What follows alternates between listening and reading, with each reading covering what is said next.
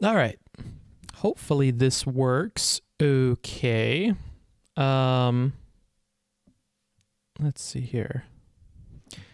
Hello, if you're just joining or you're a VOD person, I'm going to spend this initial time just making sure everything is working on the computer properly. We're back in the office in California just for today. So that's the plan. We're just going to hang out, have a bit of a Christmas chit chat, you know? I just got done having Christmas with my family, and we exchanged gifts and hung out and played cards, and yeah, it was a good time. I had a good time. Your sound is perfect. Awesome. Good to hear. The main thing that I want to check is whether or not we are streaming on both platforms, because that's what I'm more concerned with right now. Because the last time we streamed, I turned off Twitch. Like, I made it to where it's only gonna, stream to YouTube and not Twitch. So I'm just making sure that my Twitch is up and ready to go. Hey, what's up, party people? If you're rolling in, like I said earlier, we're just going to have a bit of a chit chat today. Probably not even going to have, okay, yeah, looks like Twitch is up and running. Looks good. Yeah, we're just going to have a bit of a chat. I don't have anything planned necessarily. We, of course, have tons and tons and tons of videos to go through. I know that the Mr. Girl conversations, both with Destiny and Vosh, are things that people want me to cover. I'm not sure if those are going to get full reviews necessarily. I actually haven't seen like a single minute of that stuff yet. But I do understand that people are certainly chit-chatting about that. And I do see some people expecting me to give some kind of input on it. But my initial impression is that this is some crazy like pedophile related thing. And I think people just want me to listen to it, like, because they think it would be interesting to see me deal with that or navigate that. Here, let's just switch to the just chatting camera here. And pardon, I'm rusty, dude. I have not streamed. Those of you who are here, I have not streamed in quite some time. I think regulars to the channel will recognize this, but whoops, to anybody else, I am definitely rusty and I'm still trying to get all my shit sorted here.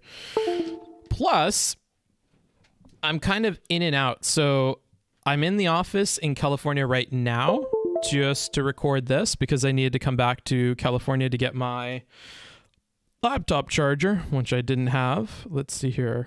Just chatting. I think this is the right window. Yeah, okay. Just not the perfect viewing angle there. It's always worth checking to make sure there's nothing in the background that is bad. I don't have any lights. Let me see if just this light will do. Oh, that's on the wrong side of me, so negative. Un momento, por favor. I'm going to throw you guys back to the waiting screen and get a light just so that we look okay. And then we'll get into it, okay? Let's see. What should we draw from today? Let's dig into this. Let's do PictoChat. So this is going to be Satellite by PictoChat, an oldie but a goodie, and we'll be back after this.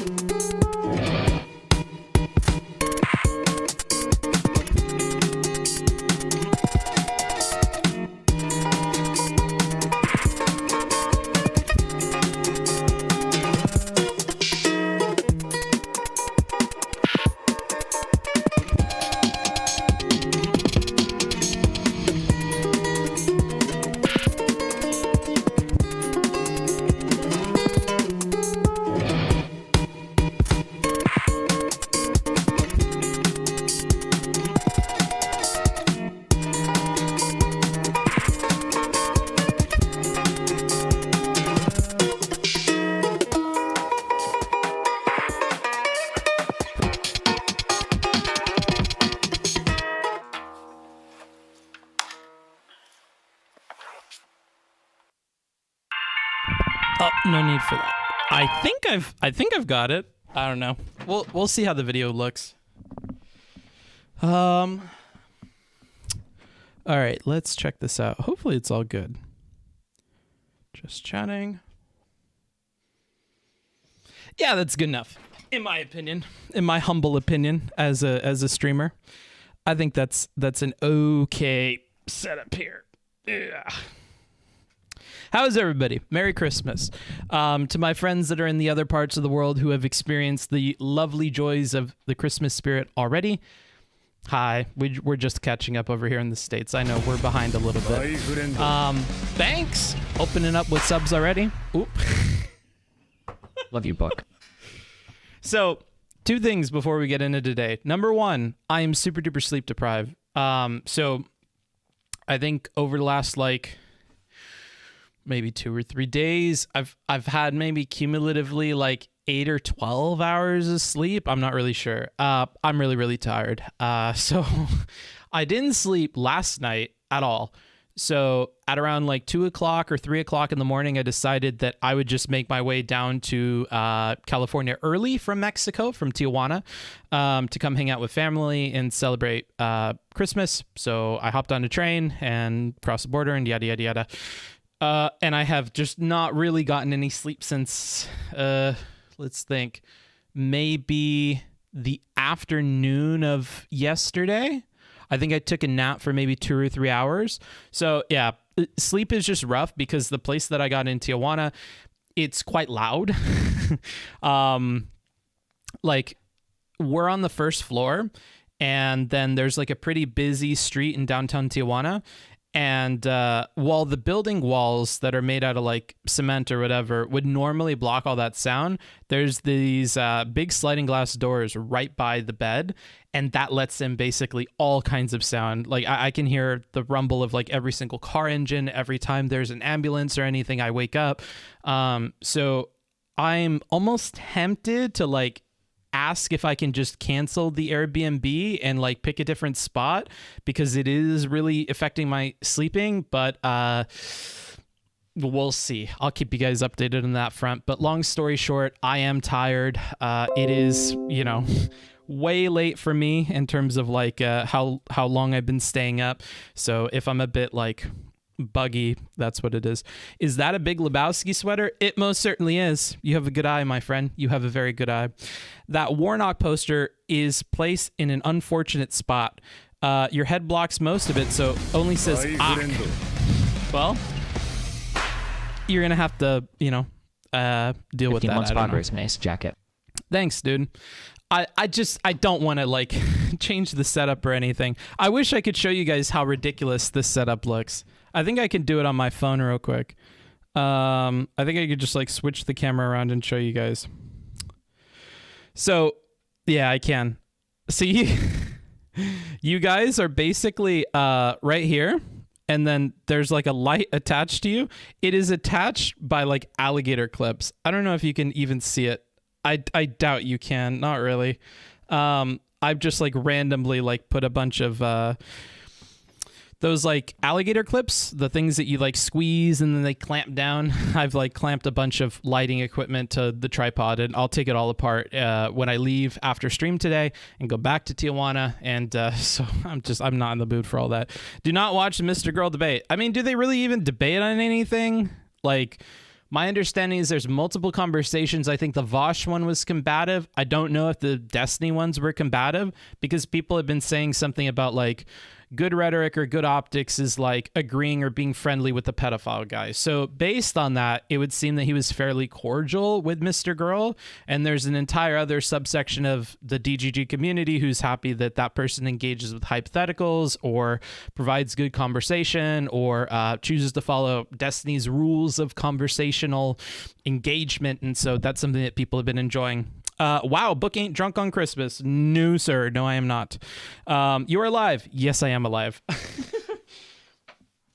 I am sorry that I have been gone so much.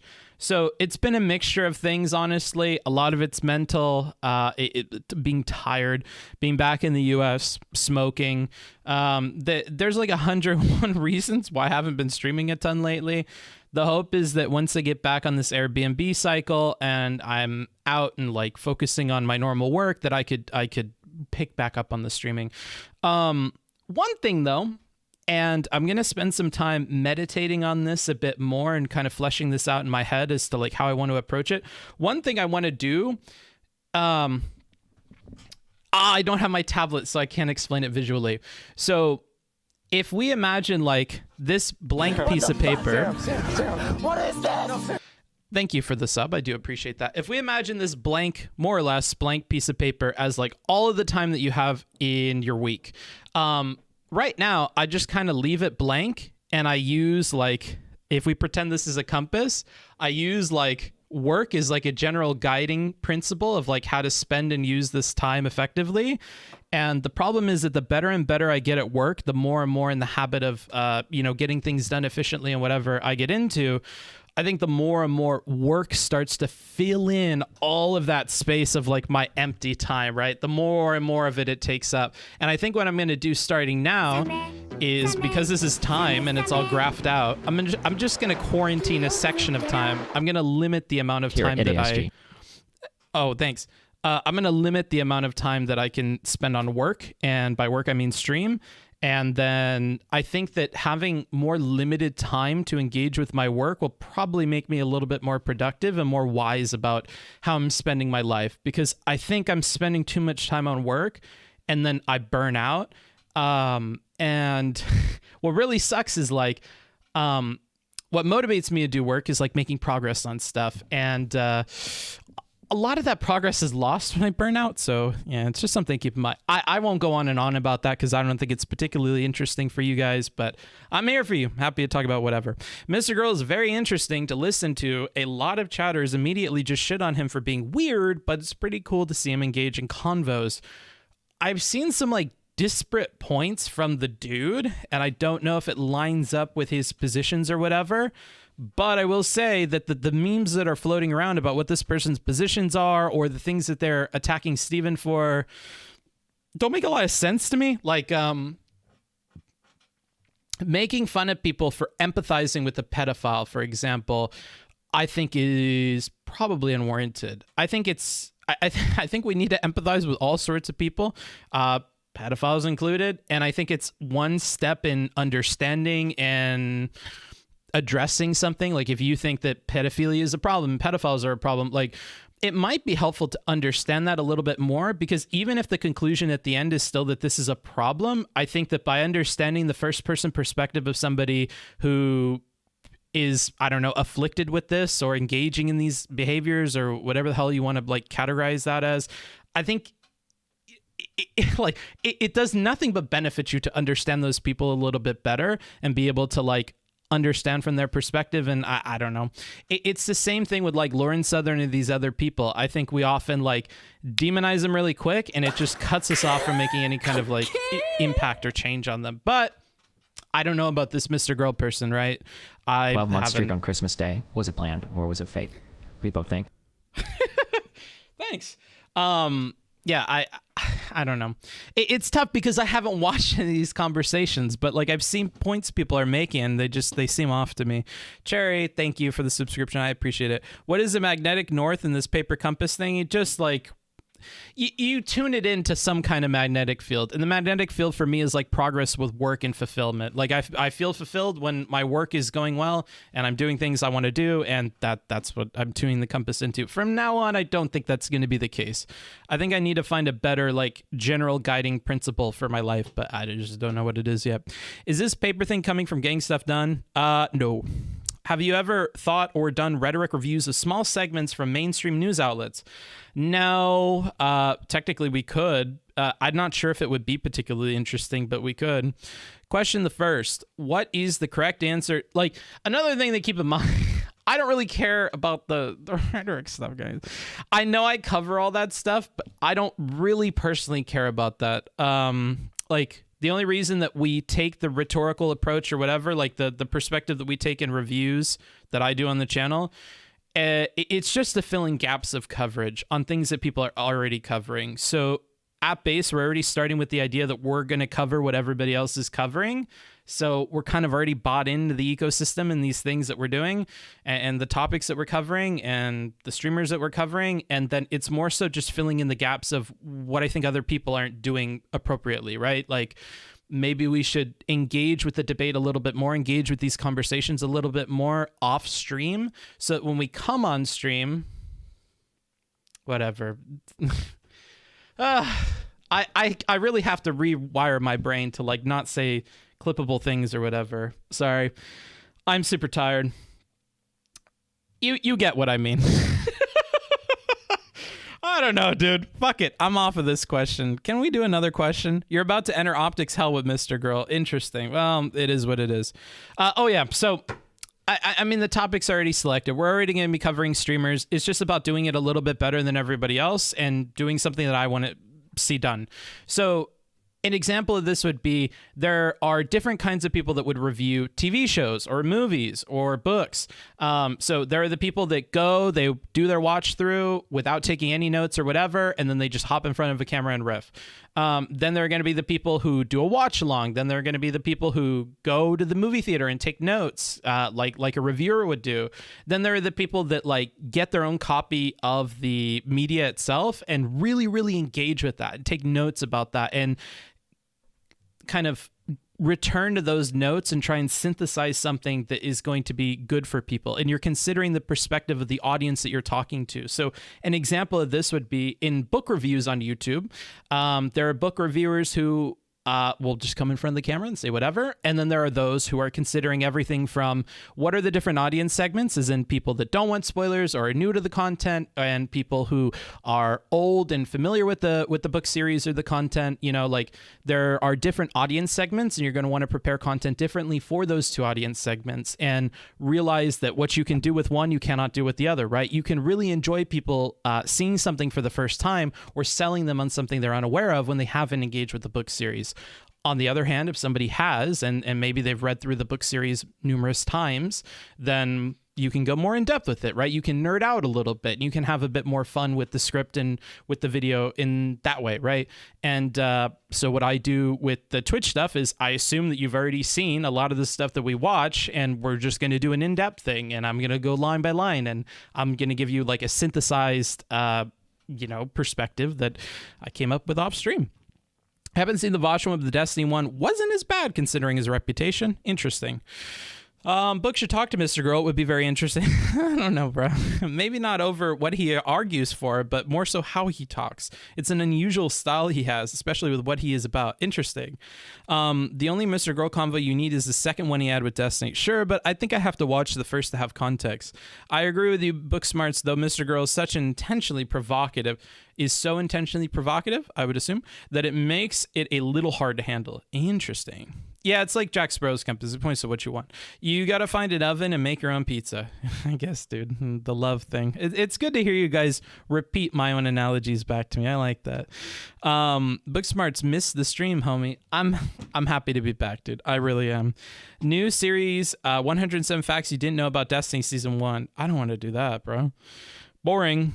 Have you read or watched The Wheel of Time? So that's exactly what I'm referring to. So the reason why I'm bringing up all this book stuff is because in the background, I'm engaging a lot with books. I completely finished the Witcher series. I went back and reread some of the early books and the last couple of books. And by reread, I mean I listened to it on Audible and took notes. That's Merry how I Xmas engage. books. Merry Xmas to you as well. That's how I engage with fantasy and fiction stuff. Is I listen to it on Audible. I listen to audiobooks. So I don't like really reading that stuff physically. I feel like it's much too slow, and I'd rather somebody tell me the story than to have to read it myself. So that being said, yeah, I've started reading The Wheel of Time. I'm on the first book. I would appreciate no spoilers from you guys. That would be super duper cool. I finished watching the Amazon series, and I liked it. As someone who didn't read any of the books, I know that people had a lot of complaints about they're not explaining things super well. They're dumping stuff on you. For me, I don't know, maybe that's a kink of mine. I really like all that stuff dumped on me. I like not really understanding what is important and what is not important until the very end of a show. I kind of like having to fill in the blanks in terms of like, ooh, is that like a hint to something, or is that foreshadowing, or why is the camera focused on like this bit of writing? Like I can pick up shadows of what is left there for book readers, and that kind of makes it fun for me, right? That encourages me to engage with the book because I think I could get more out of the media if I understood it better. And that's not to say that I'll necessarily go through the Amazon series again after finishing maybe the first 2 or 3 books, but it's more so like, what is the process of getting into a series like that for me? And it's having it in an enjoyable medium like video with no expectations, and then kind of getting hooked on the world a little bit and really going to those books to flesh that out and spend more time in that, right? The first book of the Wheel of Time series is 35 hours long, so you have to imagine that I'm going to be spending a lot of time. There's 15 books in the Wheel of Time series. 35 to 40 something hours is about the average, it seems like, for how long those books are on Audible. So there's a lot of content there, a lot of characters, a lot of world building, and I'm excited to get into it. If you like sci-fi, try the 3-Body Problem. It's on my list. It's just, up until recently, I haven't really been into any of that, but I've wanted to have escapism a little bit more. It used to be that Twitch and YouTube and stuff and gaming was my escape, but because work has kind of entrenched upon those activities, they're not very escapey for me anymore. So it's back to books and podcasts and things like that, and I think those will always kind of be outside of this. Now, if I start making series and whatever on the books that I'm reading, then of course that'll be absorbed by work. But this is what I meant in the beginning of the stream by like, I'm trying to quarantine my work because I feel like it's infecting other things in my life, and I don't really like that. And I think if I corral it into kind of a corner of my week, then that leaves the rest of my week open for like family or hanging out with friends or meditating or reading books or, you know, whatever the heck else. And if there are other obligations I think I should be doing regularly, like getting out of the house and going for a walk, then that's stuff that I can fit in and assign time for and treat just as important as the work. So that's the plan. I don't know. We'll see how it ends up. Book it's like all the time in your week was a blank piece of paper. Yeah, sort of, dude. Just don't be one of those. The book was way better, people. If it's way better, it's way better. But here's the thing. Ignorance is like an important thing, and the curse of knowledge is something that I think you really want to keep in mind when you are engaging with media. This is something that is reflected in my reviews. I'll explain in a second. So the curse of knowledge is, I'm actually going to Google it, so I just make sure I don't botch this for you guys. So the curse of knowledge is a cognitive bias that occurs when an individual who is communicating with other individuals assumes they have the background knowledge to understand. The bias is also called by some authors the curse of expertise. For example, in a classroom setting, teachers have difficulty because they cannot put themselves in the position of the student. A knowledgeable professor might no longer remember the difficulties that a young student encounters when learning a new subject. This curse of knowledge also explains the danger behind thinking about student learning based on what appears best to faculty members, as opposed to what has been verified with students. So, building off of that a little bit, I think there are perspectives that are important to consider, and one of those is I don't know anything about the books, and I engage with the Amazon series. So I'm going to always put a little pin in that experience, even as I move forward in the books, to remember that when I watched the Amazon series, I really liked it. It may be that the books wind up being much better than the Amazon series, but I'll remember that when I'm talking to somebody whose engagement with this series is only through the Amazon TV series or whatever the hell you'll call it, I'll remember what it was like to be there. That, yeah, that was chill. I really like that. So to say that they're way better, but to not caveat that with but you'll enjoy the show, like just watching the show is totally enjoyable. If you like the show, you'll like the books. You'll get a lot out of the books, right? It's important to contort and kind of fit your opinions in the way that you talk with people per what you remember about being in their shoes. And that's why I think it's important to do things like journaling or do things like meditation to kind of remember where your mind was at different points in time as you're being exposed to different kinds of information, because different people are at different places. And I think that you should adjust the way you're communicating to people based on the situation they're in and your understanding of that situation, right? You don't want to talk to everybody as if they're somebody who is familiar with the books, right? You also don't want to condescend to people. You don't want to talk down to people and say, like, you know so little, you don't even realize how much better the books are. Interesting definition. Only one problem. I'm in your walls bookie. Uh-oh. Not good. That's interesting. I'm happy that the TTS voice works on Cheers. It used to not do that. I was very disappointed in the show, but that may be because I read the books. Exactly, right? Like, I really, really enjoyed the show. I thought it was really cool. But that's because...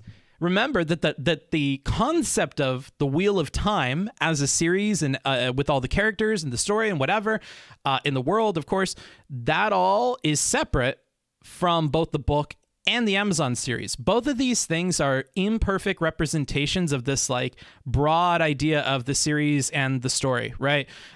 So when when you read the book and that's what you first engage with, I think you're going to get a much more in-depth understanding of these things, and you're going to feel that those are lacking when you go back to the Amazon show. For me, I think that the concept is really cool, and my first exposure to it being through the Amazon thing means that I have a respect for the Amazon series because it made me like it. But I like the idea so much that I'm going to engage with it in a different medium to get more out of that, right? But that's a choice that I was able to make after I saw the series, because the series is more approachable for most people, and I think it's probably what we should encourage people to go to, because telling people to download an audiobook that is going to be 35 hours, and if they get the wrong one, which this may be blasphemy, but I don't think the Kramer version of the audiobook is very good. I much prefer the modern version that they did, kind of coinciding with the show's release. I like that narrator a lot more, so I would recommend that. But even then, it's so long. You know, those are difficult asks of people. Asking people to read books is really, really tough. I think a lot more people could enjoy the Amazon series, and they would enjoy it even more than you would because they didn't read the books. Did you ever play the games? Nope. Sounds like you got a cozy reading plan. Yeah, maybe. Ever read Master and Margarita? I don't read any fantasy stuff, so you're going to ask me about a bunch of fantasy stuff, and I will have read none of it. Bro, book smart, shave that neck beard. Again, like life, I don't know. I can't make excuses for it, but yes, I understand. Have you read the Dune books? Again, you will tell me all these things I will have read and will want to engage with none of it, okay? Like, I can only go one at a time. Do not tell me to do anything else other than World of Time for the next, 6 months. The book is always way better. No, I don't think that's true. Honestly, I think, the Martian movie is probably way better and more digestible, for instance, than the book. The book was still really, really enjoyable, but if I want to go and experience the world of the Martian, unless I want to go to sleep, I probably want to watch the movie. So no, I really disagree with that. People kind of reiterate that all the time, because when you fall in love with something, you're going to want to spend the most time with it, and you're going to want to be closest to what that person that created that thing that you fell in love with intended for it, right? And so I think once you fall in love with something, you're going to think that something like the book would be better, right? But I don't know. I fall in love with things, but I have a sort of destiny transactional relationship nature with the media that I consume. So for me, if I want to get, the idea, or I want to engage in the world, I don't think going back to books is often a way that I do that. Unless I'm referencing material, from any of the books that are on the shelf behind me, I don't really engage with media that way. I think more often than not, TV series and movies are going to be the better way of engaging with it, honestly. Just for me personally. Is this similar or the same as when one nose might prevent oneself from coming up with certain ideas? I can't read that. I don't know. I can't understand people who insist. I'm not going to try with people I can't read today. I can't understand people who insist on reading the books first. If a show/movie is already... Yes. That's the other thing, Sydney. If the TV show or movie or whatever is available and it's not going to spoil everything for you immediately. And like, that's really where that balance comes in, is how much is spoiled versus how much material am I going to get. So let's assume that there is like an 8-book series that is covered in like a single movie, a single like 2-hour movie. Well, if all of the events of the plot of that 8-book series are covered in the movie and done poorly, and you're spoiled on everything, for me personally, I wouldn't want to engage with the movie first. But in the case of The Wheel of Time, where we have events mostly from the first book, but also from the second and third book, is my understanding the way it's working. And they're so fucking dense that there's so much more. Like, I really don't mind watching the Amazon series first, right? And that would be the advice. I think starting from like the lesser, more like, cut up versions of the material and then moving up closer and closer to what the author or the creator intended, I think is probably the way to do it. Because going backwards doesn't work as well. Once you've read the books, it's a lot less enjoyable to watch the Amazon series. Whereas if you haven't engage with anything, start with the Amazon series, then go to maybe a movie, and then go to maybe, the book or whatever. Hey, Boogie, you going to talk about nerdy books all day, or are you going to show us what's under that sweater? There's nothing under the sweater. Wheel of Time is kind of triggering for me because of where I was. Okay. Sorry, guys. I'm just trying to go fast. I know I'm behind in the chat. I got to get better at this. I got to get back on the horse and get used to being a streamer again. Have you heard of this series called... No, I don't care about Harry Potter. I think you will find some of the changes... Not live view, but lots of YouTube watching. Thanks for content. No problem, dude. Happy to provide it. I think you will find some of the changes they made in the show will make the world feel very different. Can't give examples so you read the books, though. Well, like one thing, for instance, and I think this is because a book can always do it better, is explaining and giving a very visceral feeling for how the magic in that series works. So to give you a brief synopsis, the way that the magic works in Wheel of Time, and again, I'm only on book 1, so I'm not going to have every idea of the nuance, and I watch the Amazon series. This is going to be my TLDR. Males and females interact with the magic system differently. Both of them reach out to this world that is beyond them, and they touch something called the source, and that gives them power and yada, yada, yada. So the way it's explained in the TV show is that when men touch the source, and the more they touch it, it drives them crazy because it's cursed. Whereas women, they can do it and be fine.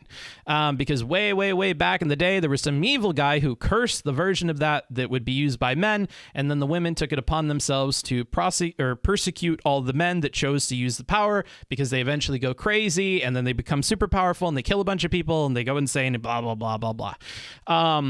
In the book... already, in the first few chapters, we get a way more in-depth explanation for what that feels like from a first-person perspective. So it's explained, I believe, as like there's this veil of like oil on top of the source, and you kind of like feel that it is tainted as you're reaching out to it when you're a man. And that kind of tainted nature of it becomes more intense the more that you pull from it. And like... it's just like you can be way more poetic in your explanations of things. And I think when you're poetic enough and like floofy enough, people kind of put things together in their head with what that looks like, right?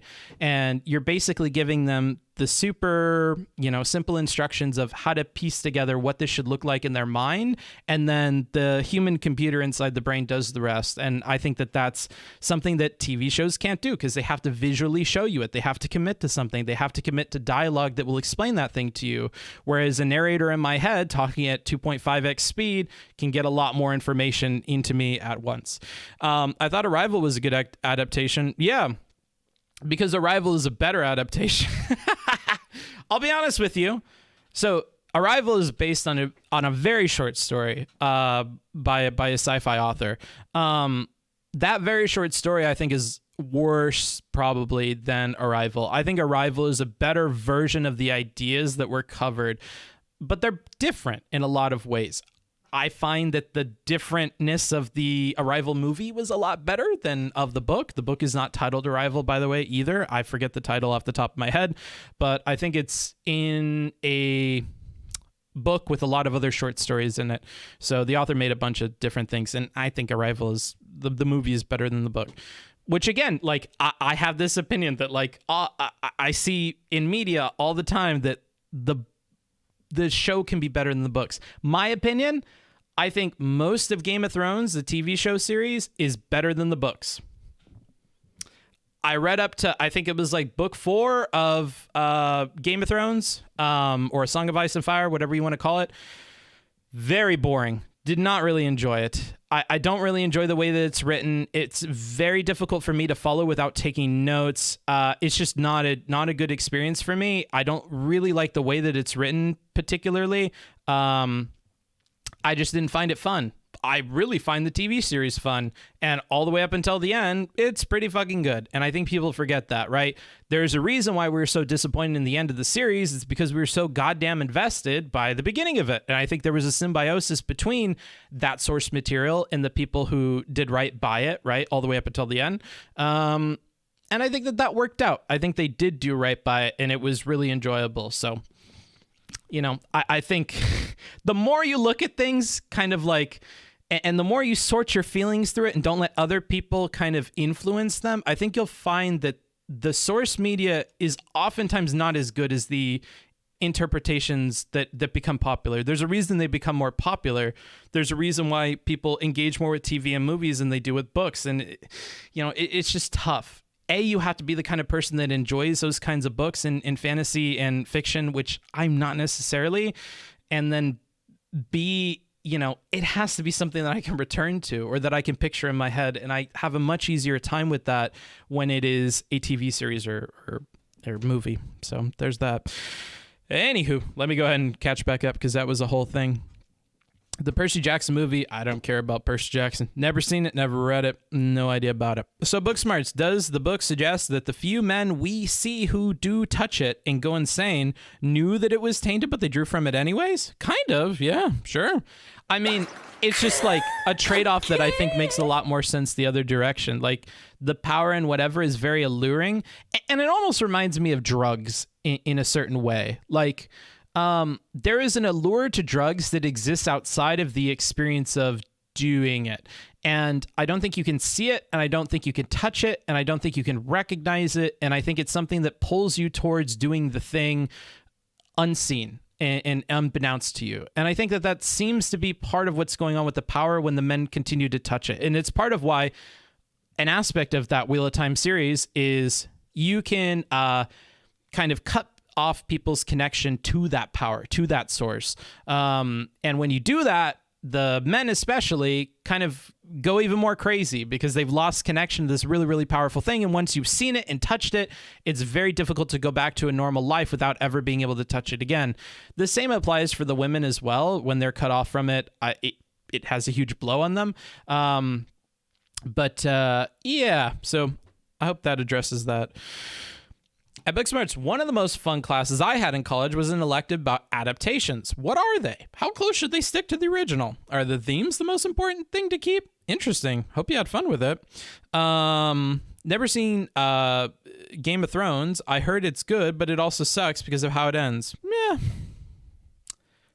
I mean, like, I just pretend that we don't have an ending yet, right? Because in my opinion, the Game of Thrones series does the best when it is a collaboration between the source material and the people who are adapting it. And once the people who are adapting it didn't really have access to that fully fleshed out source material, I think they did a poor job. And so I think what that demonstrates to us is like the series really shines when it has something to go off of already. And maybe part of what made the showrunners really good is being able to pick and choose what they're including and what they're focusing on, right? And I think when that process was kind of shaken by not having that source material to kind of pick and choose through, it becomes difficult. Those books are super huge. I mean, you could choose to go from whatever characters' perspectives you want and include what you want and go into as much detail as you want and yada, yada, yada. So, you know, I think they make good decisions on most of that stuff, even from having read books like 3 through 4. I mean, they cut stuff out, but man, you're going to cut out all sorts of stuff. If you really care about the stuff that's cut out, then go read the books, you know, and deal with how boring they are. Please call Stardust. She shit her pants on stream. Oh no, that's unfortunate. I'm not calling Stardust. Not today. Not tonight. Tonight's God's night, dude. I hard disagree with your adaptation take. I don't care much for visuals and stories and prefer to be able to gain character inner thoughts in books. Okay. And we just have different opinions. Like, I think character inner thoughts and whatever is part of why books can be better. Like you've stumbled across something that, remember how I gave some points as to like what, in my opinion, makes,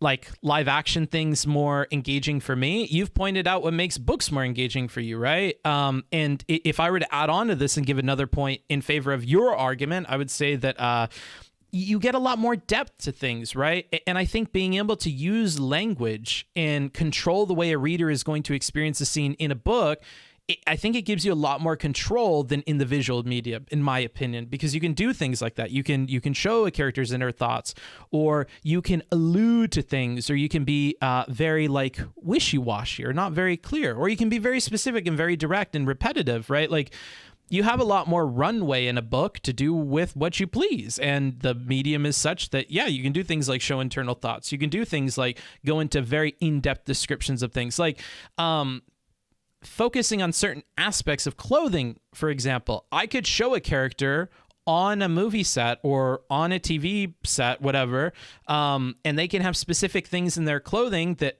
are supposed to give away details about the character, but only people who pay a ton of attention, look for that, and stumble across it and actually find it are going to be the people that enjoy that. Whereas in a book, I can describe the whole outfit and repeat something a bunch of times so you know it's important. Or I could just choose to be blatant, just outright say, this thing sparkled, it represented XYZ. Like you have a lot more play there in description of things, and I think that that's one of many places where books shine through, right? I just think that with me, as a personal thing, my time is super valuable. So I just don't have a lot of time to engage with books in that way. And I don't find it very fun to like repeat over stuff again unless I forgot the stuff. It's rare that I'll read a book and really enjoy it like a second time, just like cover to cover. I have a few on the shelf behind me. I think maybe Man's Search for Meaning, referential books on self-help, maybe some particular stories are interesting to me to like revisit, but for the most part they aren't. Like I'll rarely go back and reread a book. The Witcher series was one that I did because information changes, right? And we talked about the perspective thing. Now that I have finished the series, I have more of an understanding of the characters and foreshadowing and whatever. So when I go back and read from book one, it's a different enough experience that like I'm enjoying it. And I'm already seeing that could be the case with Wheel of Time, although the time investment, no pun intended, is going to make it more difficult to ever see myself in the future returning to the material. So maybe older me will think younger me was dumb and will return to it, but right now maybe not so much. It's just too long. The way that power works basically requires you to learn to pull from, okay, I don't care. Like Lost, I don't know, I never watched Lost, never really got into it.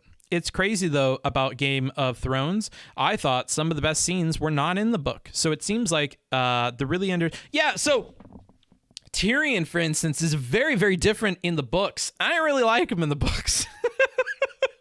The character I fell in love with was on the TV series, and I much prefer that version of the character, in my opinion. So, like, I feel like he's more dark and flawed in the books, and I guess that could be valuable for its own reasons, but I just really prefer Peter Dinklage's portrayal of that character in the TV series. That's just where I'm at with it. Is Prime Kai a panel you're willing to debate on? Probably not. Prime Kai kind of sucks. Not the dude, but the panels are kind of bad, dude. I'm not gonna lie to you. I'm gonna keep it 100. I'm gonna keep it 100 with you guys. I really don't enjoy those Prime Kai panels, so likely not. Inner thoughts is one of the things anime does that Western film doesn't seem to do that much. Sure, anime is filled with internal monologue scenes, but you don't see that outside of it, I think. Yeah. And to be fair to some people who engage with anime, that's a bit of a jarring thing for them to get used to. So it's worth keeping that in mind. Fear and Loathing in Las Vegas is a great example of an adaptation that is extremely faithful to the source material. Sure, haven't watched it, don't care. The TV, not to say that I don't care about your comment, but like I can't care about this statement because I don't know about it. The TV equivalent of that is to ominously cut to a close-up shot of a character's brooch or something during the conversation. Broach, I assume is how I meant to read that. Book smarts. I think that the people that read books are already selected for having the type of brain that interacts better in the storytelling medium. Maybe, dude. I don't know. Maybe they're just two different kinds of people, and I'm just not a book person. Are you going to, ironically, given my name, are you going to watch the Witcher Netflix series or play the games? I want to play the games. I watched the first season. I liked it enough to go read the books. And now that I've read the books, I don't think I want to watch the series anymore. Like, the stories are just going to be the same stories I already read, right? And, like, I kind of prefer Geralt in the books to, like, Henry Cavill's portrayal of Geralt and whatever.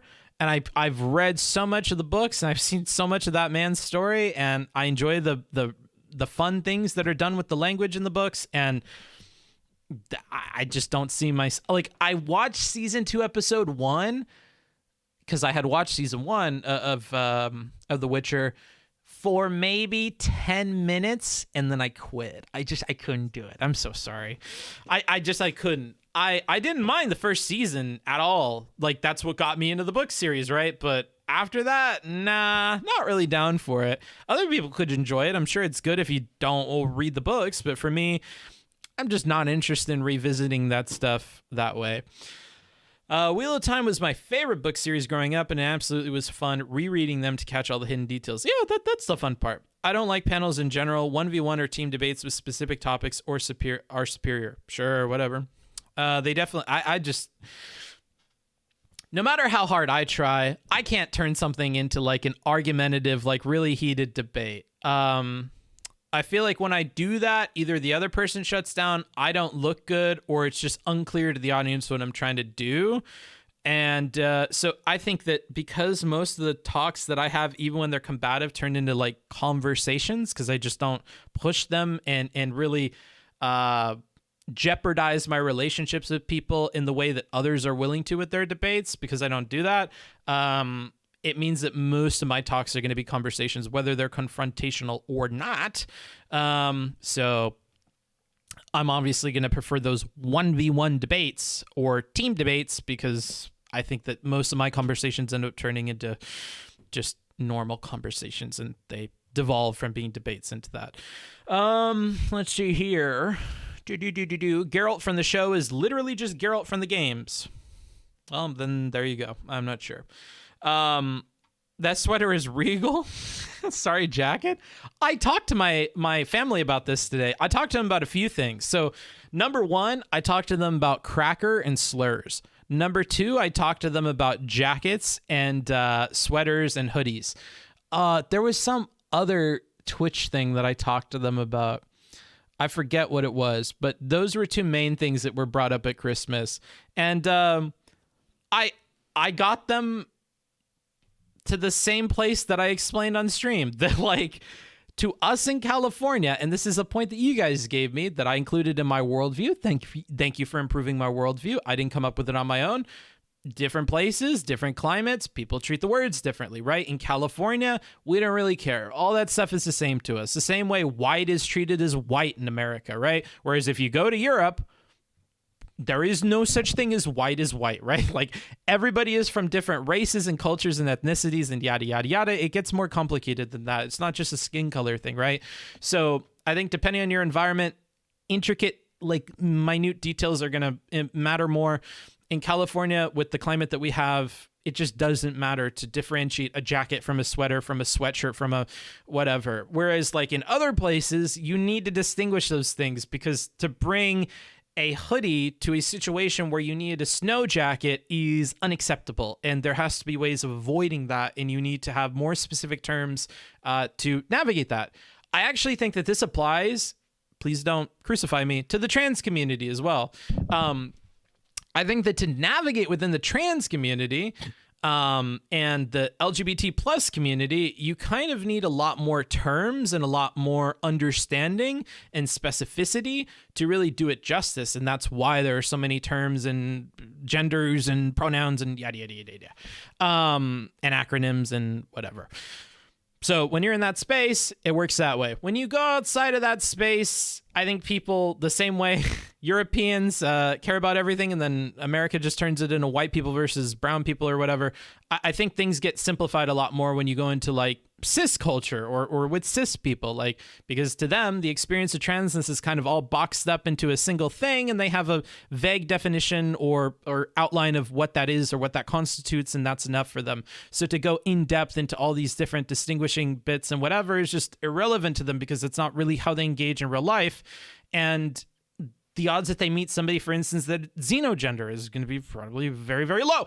And even if they did, like, I think even if they had studied up on it and whatever, I don't know if they interact the right way in every single situation or circumstance or whatever.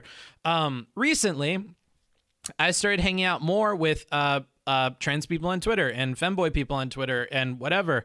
And one thing I realized is all those folks talk very, very different. And some are okay with slurs and some are not okay with slurs. And some are okay with certain beliefs about what it means to be trans and others are not. And some are okay with the xenogender thing and others are not. And they all have very, very different reasons. And it's a very like nuanced and diverse place. And it's full of things that I don't personally understand because I just haven't engaged with it long enough. And I don't have the vocabulary to have those conversations, but they're necessary for those people to have those conversations, right?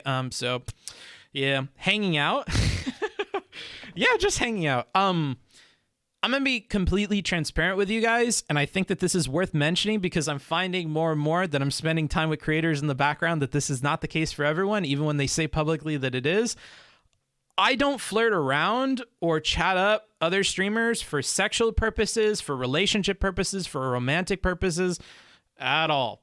Now, if somebody wants to come forward and prove me wrong, maybe I've done this accidentally once or twice. Maybe something I've done has been interpreted as flirting, but I make it a big point to just not do that. I don't try to meet up with anybody.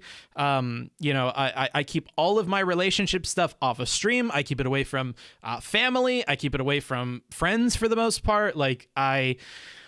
Anything that has to do with like my sexual relationships with people, my personal like romantic relationships with people, I generally just keep that stuff private. And I really keep it at arm's distance from streaming and from the people that I engage with in streaming. That could change in the future, but yeah. So anytime I mention this with other creators, it is a funny joke to say like hanging out, blushy face, whatever. But just bear in mind, I don't do any of that stuff. I've had quite a few people come at me with that as their intent, I think. And I unfortunately just like shut them down and ghost them pretty quick because I don't want to engage with people like that. That's not comfortable for me. I don't like that idea. So that's how I am. Okay, Mr. Clinton, I did not have sexual relations with that woman.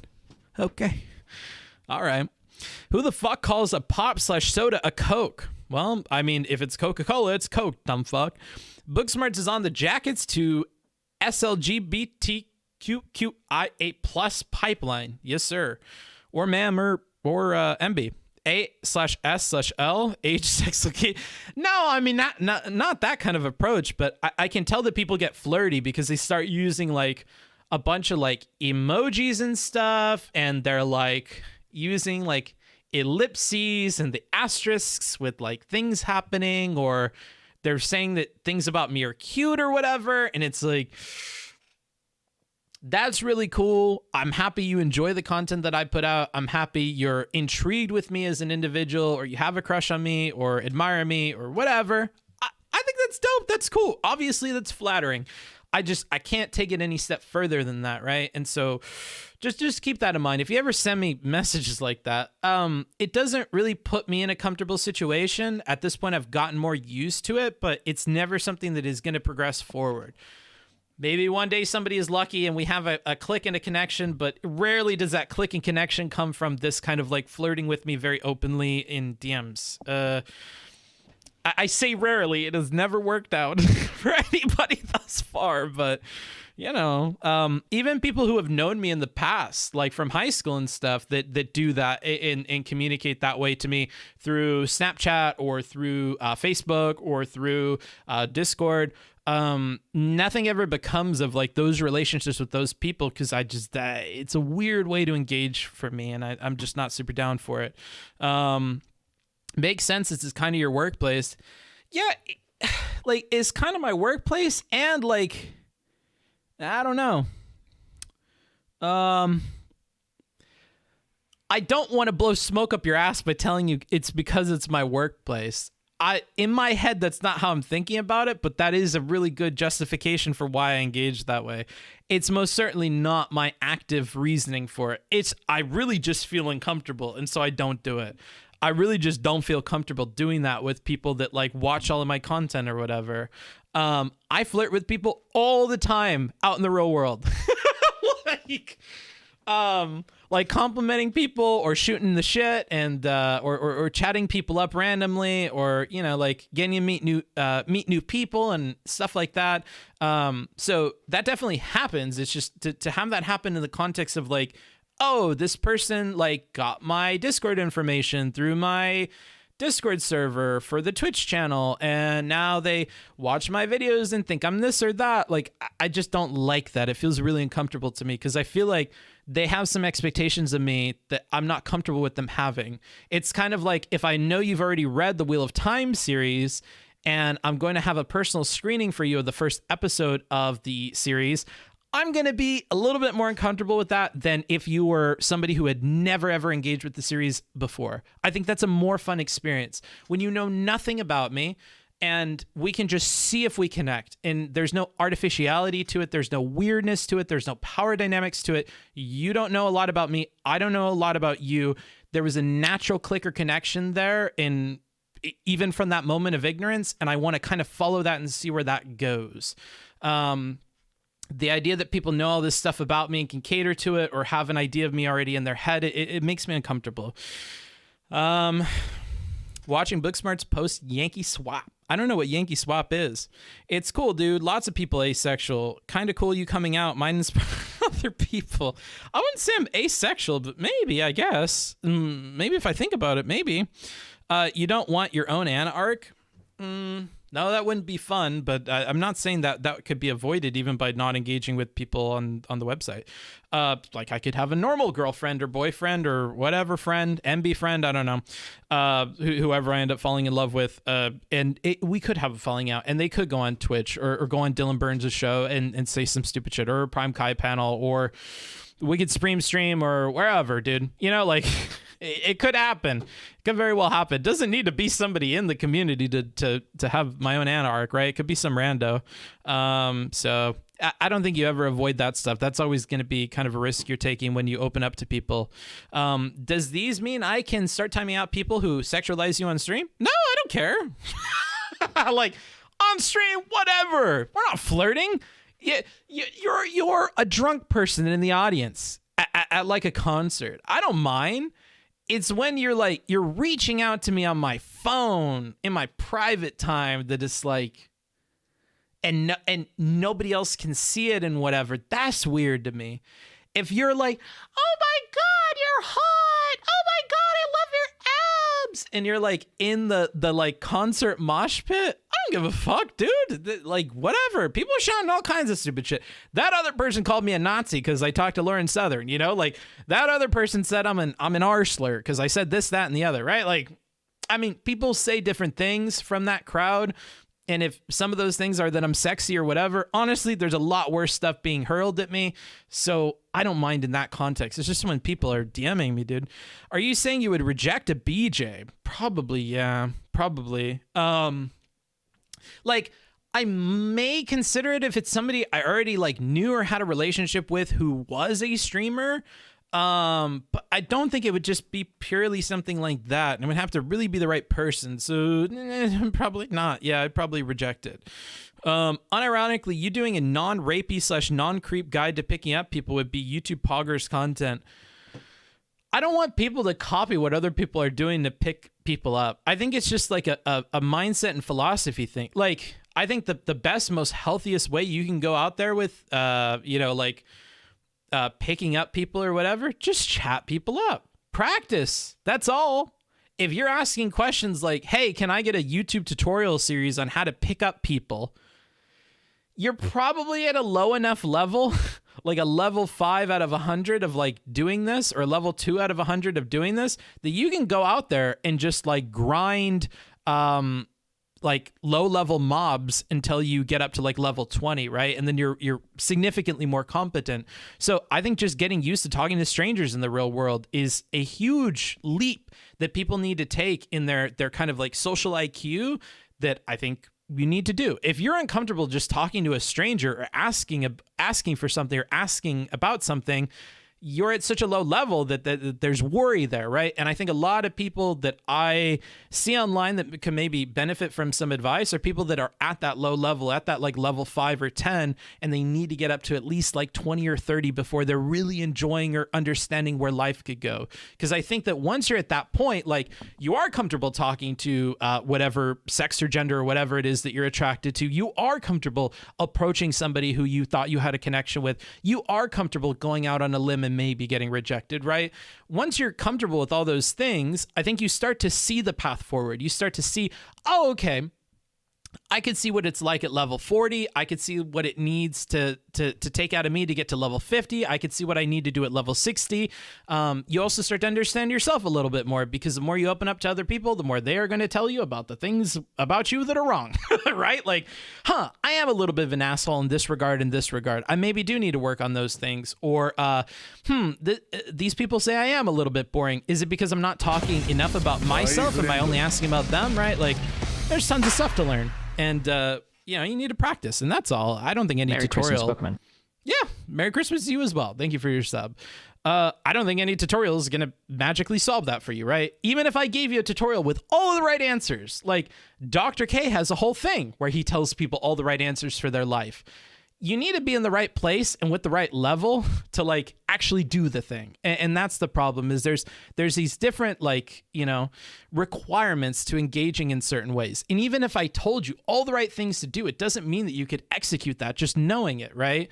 The doing requires a certain amount of experience and confidence that I think you need to gain naturally. And so my advice would just be to grind natural occurring events. Go talk to people, go to meetups, talk to people you never met before that maybe you have common interests with, go do a speed dating thing. Maybe that would be fun. If you've never done speed dating, I'd recommend it. Like, like it can be cringe, it can be strange, but I think like having a concept of what that's like in your head is good. Like it's good. It's a good thing to traverse. It's a good thing to understand, right? Like, so yeah, go out and do it. You need to get more experience. What? So you don't want to hook up with someone that listened to you talk for 100 hours beforehand? Stingy. Honestly, I would prefer it if they just didn't engage with my content at all. Like, even if I met somebody, I feel like it would be a plus that they are disinterested with like my Twitch content or my YouTube content, because I do feel like it's a strange, weird thing that I don't really want to talk about outside of that. If you meet someone IRL, how do you know for sure that they already don't know you through your stream? You don't. That's a scary thing for me. Kind of creepy, to be honest, when I think about it. Yeah. Usually, the way that I know is I test them in other ways. Maybe I shouldn't even tell you guys this. I'll tell you one of my tests. I will test to see if you have a particular interest in the things that are covered by the people who I review, or the things that I cover. So if you have a personal interest in politics, in debate, in rhetoric, in some of these online personalities, if you have a deeper understanding of Destiny and Vosh and Hassan and the political space on Twitch and yada, yada, yada, if your interests are already there, I am going to have a level of disbelief when you tell me that you haven't gone through my streams, right? Okay, so you watch Vosh, you watch Destiny, you do all this stuff, but you're completely disinterested in my stream, and you don't watch my stream. You promised me you don't watch my stream. Okay, but if you start telling me things that I know that I've said on stream, or going along with things that I know I've said on stream, I have like a litmus test sitting in my brain waiting to go off to get triggered by you doing that, right? So I think oftentimes it's based on what people are interested in, because a lot of the people that I talk to or I date or whatever are not interested in politics stuff at all, right? They have a very surface level understanding of those things, and it is boring as fuck to them. I find those people attractive, right? Because focus on other stuff, do other stuff. Other things are far more interesting. I would rather talk to you about a TV series you fell in love with and you rewatched 3 times than I would hear you talk about Vosh debating Mr. Girl about pedophilia. Right? Like, one is much more enjoyable for me. And so, yeah, I go based on what their interests are a lot of the time. I am a drunk person in the audience. Yes, I bet you are. Anywho, I am going to scroll down to the bottom of these comments. I'm going to go very, very quickly and catch back up. I'm not drunk, but I can be if that's what you want. I don't want that at all, bro. You be you. When are you moving to Miami? Probably never. I don't know. It sounds expensive there. Yeah, you probably was right. Once I made that LLC and bought the van, I saw my success rate go way up. Okay. I don't know what you're talking about, but cool. YouTube mods are superior and are more handsome/beautiful. Cool. It's really difficult when you are level 100 talking to a 20. Kind of cringe. I mean, it can be difficult, but to be fair, I don't think I'm like level 100 or whatever. If I've given off that like implication here, just know that that's not the case, right? At all. I don't want that to come off as the implication. I learn stuff all the time, right? I just see people struggling with the same things I've struggled with before, because the older and older I get, and the more I'm making progress on overcoming my own stuff, the more I see other people dealing with that or dealing with similar situations, right? And it just reminds me that we all have to deal with these things at our own pace. We all have to get better at our own pace. And, ultimately there is no like level 100 you finally hit, right? Like everything is relative, and, the analogy breaks down at that point. But I think it communicates what I'm trying to explain to you, which is that you need to gain more experience and more confidence and more ability so that you can use those abilities, draw on that experience, and exercise or exude confidence when you're engaging these situations. Because the more confidence you have, that's almost like an XP multiplier. The more and more confidence that you have going into a lot of these like personal situations with people, I think the more positive results you're going to have. The more sure of yourself that you are, the more understanding of who you are or what you're looking for out of people. I think the other people pick up on that. And I think that confidence means that you're actually going to get more out of a lot of your interactions. So something like that, which I think you get early on if you work on it, I think it is good. Or positive self-talk. If you can turn that negative self-talk in your head to positive, or you can stop it altogether and you practice that and you can do that in the moment, really, really useful. Actually, working on stream with this debate stuff and doing my breathing exercises legitimately helped me today when I nearly got in an argument with my mom about something.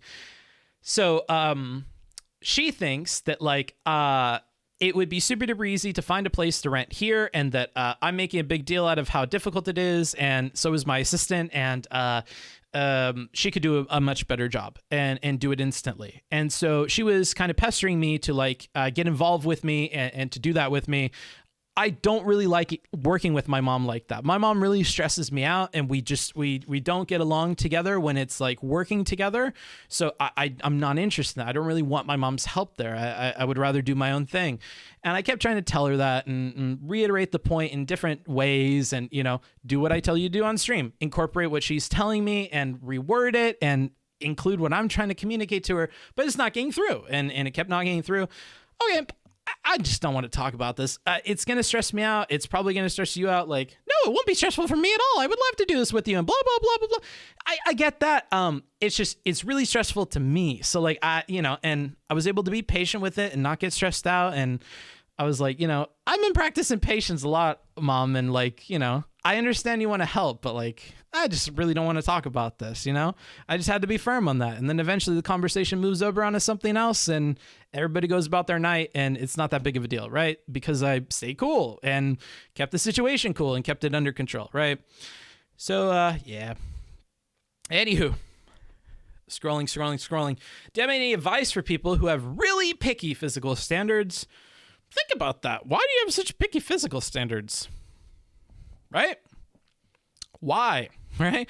If it's causing you enough problems that you're seeking advice from somebody named Booksmarts on the internet, why is that happening? Maybe sit with that a little bit more and think about that a little bit more. Why is that physical thing so important to you?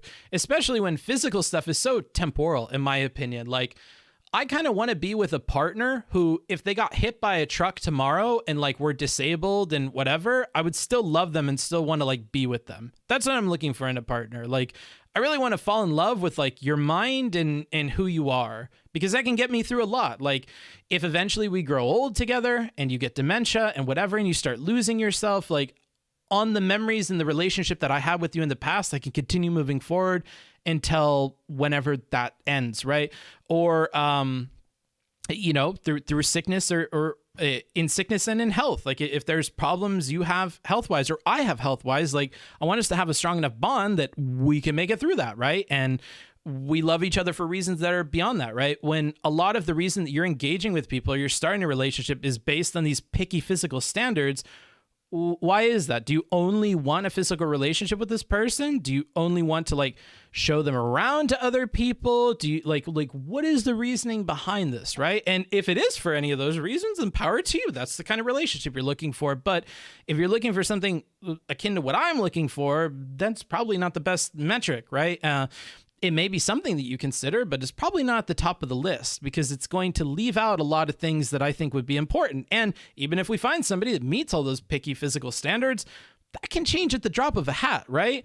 They could be going home from work tomorrow or walking down to the liquor store tomorrow and a tire comes off of a car and comes speeding at them and hits them in the face and fucking breaks it up. And now they look like this. Are the picky physical standards enough to break up that relationship for you? You know, is that something that you would engage in at the beginning, knowing that it would end like that? I don't know. So think about that kind of stuff, right? Why limit yourself? We'll be dead in 5 years when the corona mutates to a deadly strand. Maybe. I mean, I'm going to keep taking the vaccine, so I have some high confidence that I'll probably still be around. But yeah, if you're being anti-vax, maybe the world will end in 5 years. I'm not sure. So what do you do for work? Fuck books? Haha, that's a joke. Jesus Christ. Hey, Boogie, does being handsome ever get stressful / exhausting? Yeah, it does. Do you look at how ugly I got, dude? I was so handsome for so long that I just decided I need to get ugly. That's what I did. I let my hair grow out way past where it's supposed to. I let my neck beard grow out way past where it was supposed to, dude. I just became a bum, dude. Sometimes it gets so stressful / exhausting, I just have to take a goddamn break and be ugly for a bit. You know what I mean? A lot of the advice I give to my friends about women is just helping them avoid mistakes I've already made. There you go, right? Best kinds of mistakes are the ones that you've already made yourself, right? And you can share that with people. Sometimes they'll learn from just you. Sometimes they're a wise man. Sometimes they're a smart man. You don't know what I mean by that? A smart man learns from his mistakes.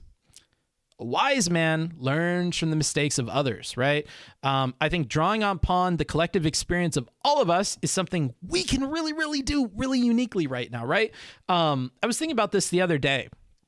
The connectedness of a society really impacts like what that society looks like at a broader level or what the individuals in it look like. So in this day and age where like we're all connected by the internet and you can reach anybody in any language and translate it and talk to them and whatever, like instantaneously, like the amount of connection we have between humans that is possible means that like we could learn a lot from each other if we really chose to do that as like a matter of course. Is mindfulness something you practice? Yeah. I've been trying to do 5 minutes of mindfulness practice a day, and I feel it's been making me feel less stressed. Yeah. I mean, I think it's a muscle or a practice that you just got to get used to, right? It's a lot like, let's say sometimes, let's say you have a physical condition where randomly at times, all of the vertebrae in your back will just lock up and you just become erect and you cannot be moved and you're in immense amounts of pain if you try to. And let's imagine there was an exercise you could do where you breathe and you slowly push your hands down and relax your shoulders, and eventually the back will all snap back into flexibility and then you're able to move again. And let's say if you keep practicing that, you can get that down to like 10 seconds of doing it and you're able to snap back out of it. That would be something worthwhile to do if you had that disability, right? If your back constantly locked up and there was some exercise you could do that eventually gets down to a 10-second window of letting you get back to your life, that's probably something that would be worth investing in, right? Or trying to get better at.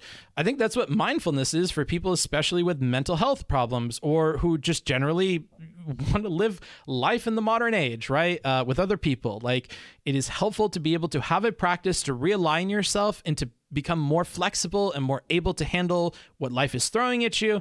And I think mindfulness is one of those exercises that lets you do that instantly once you get better at it, right?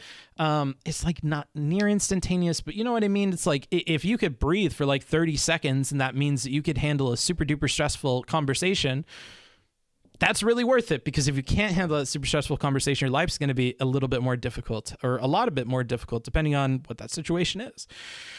To want to love their mind seems like you're excluding a lot of neurodivergent people. Maybe, right?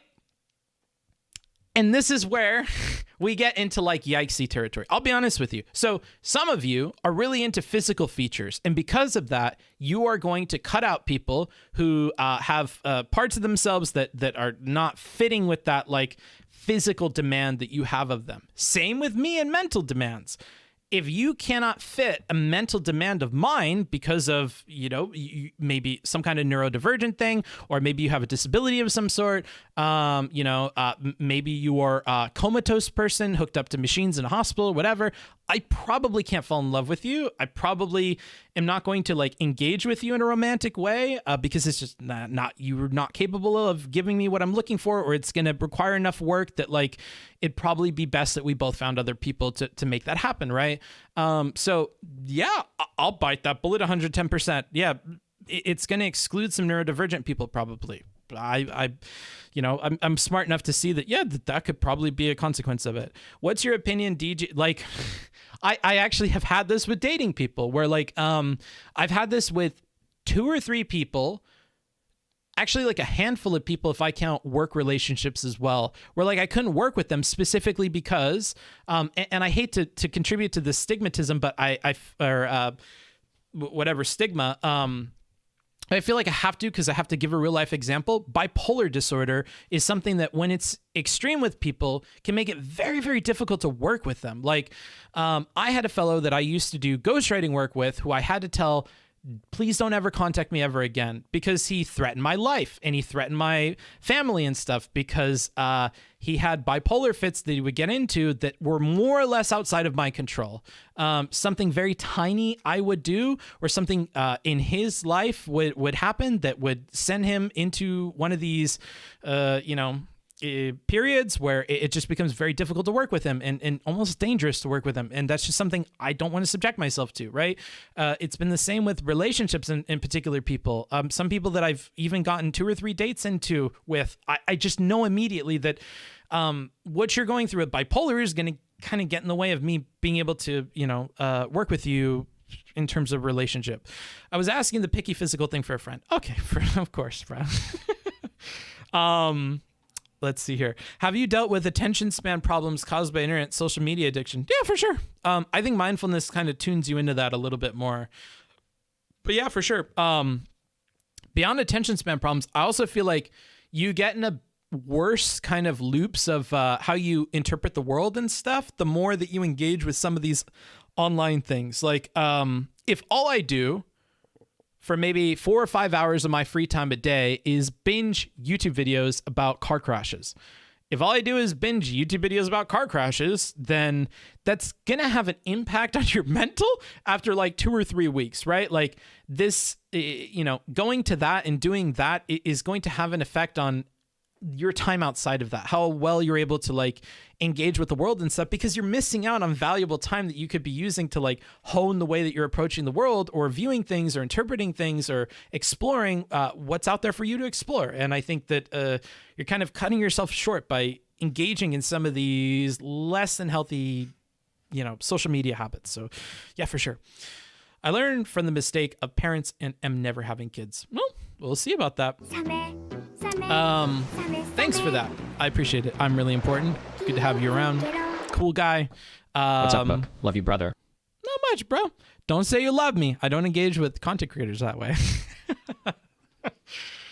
No. IRI is a really cool dude. I like IRI plenty. Let's see here. Within the context of an argument, do you prefer that they try to win at all costs or be more collaborative? Within the context of an argument, do you prefer they try to win at all costs? I prefer they be more collaborative. Do you call those different things depending on the structure of the conversation? Probably, yeah. Let's see here. If we could stream as a real Tekken player, blah, blah, blah, blah, blah. I'm going to warn you fellers, the book smarts doesn't care for long back and forths in chat. No, I do not. So you're a mental supremacist? That sounds awful. See, the problem with wanting to bang lots of hot people requires an insane amount of gym time. That sounds awful. Bring me fellow uggos. Yeah, or like wanting a bunch of people who are like grounded and self-determined and they recognize who they are and they're confident about that. That's going to require a lot of like personal work, right?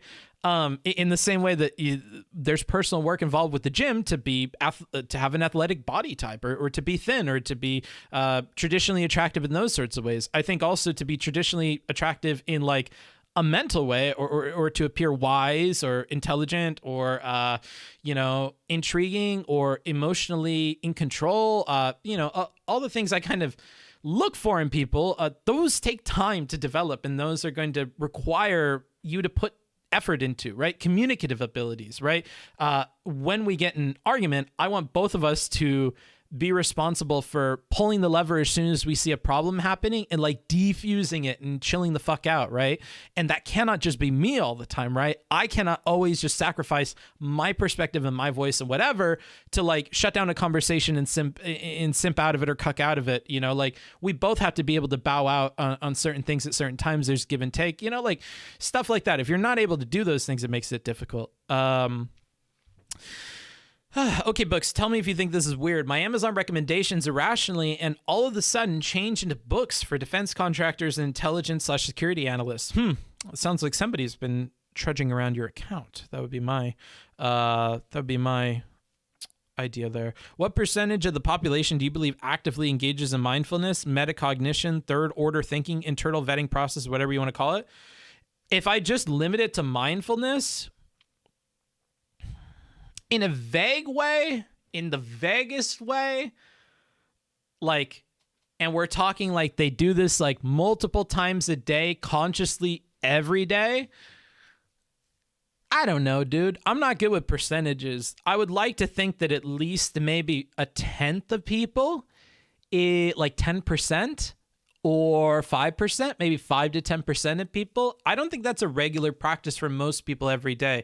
I do think that maybe several times a week for sure, or several really big moments that have pivotal impacts on them because they never ever do it, right? Like let's say that your one moment really where you sat with yourself and really tried mindfulness or really tried thinking through your own internal process.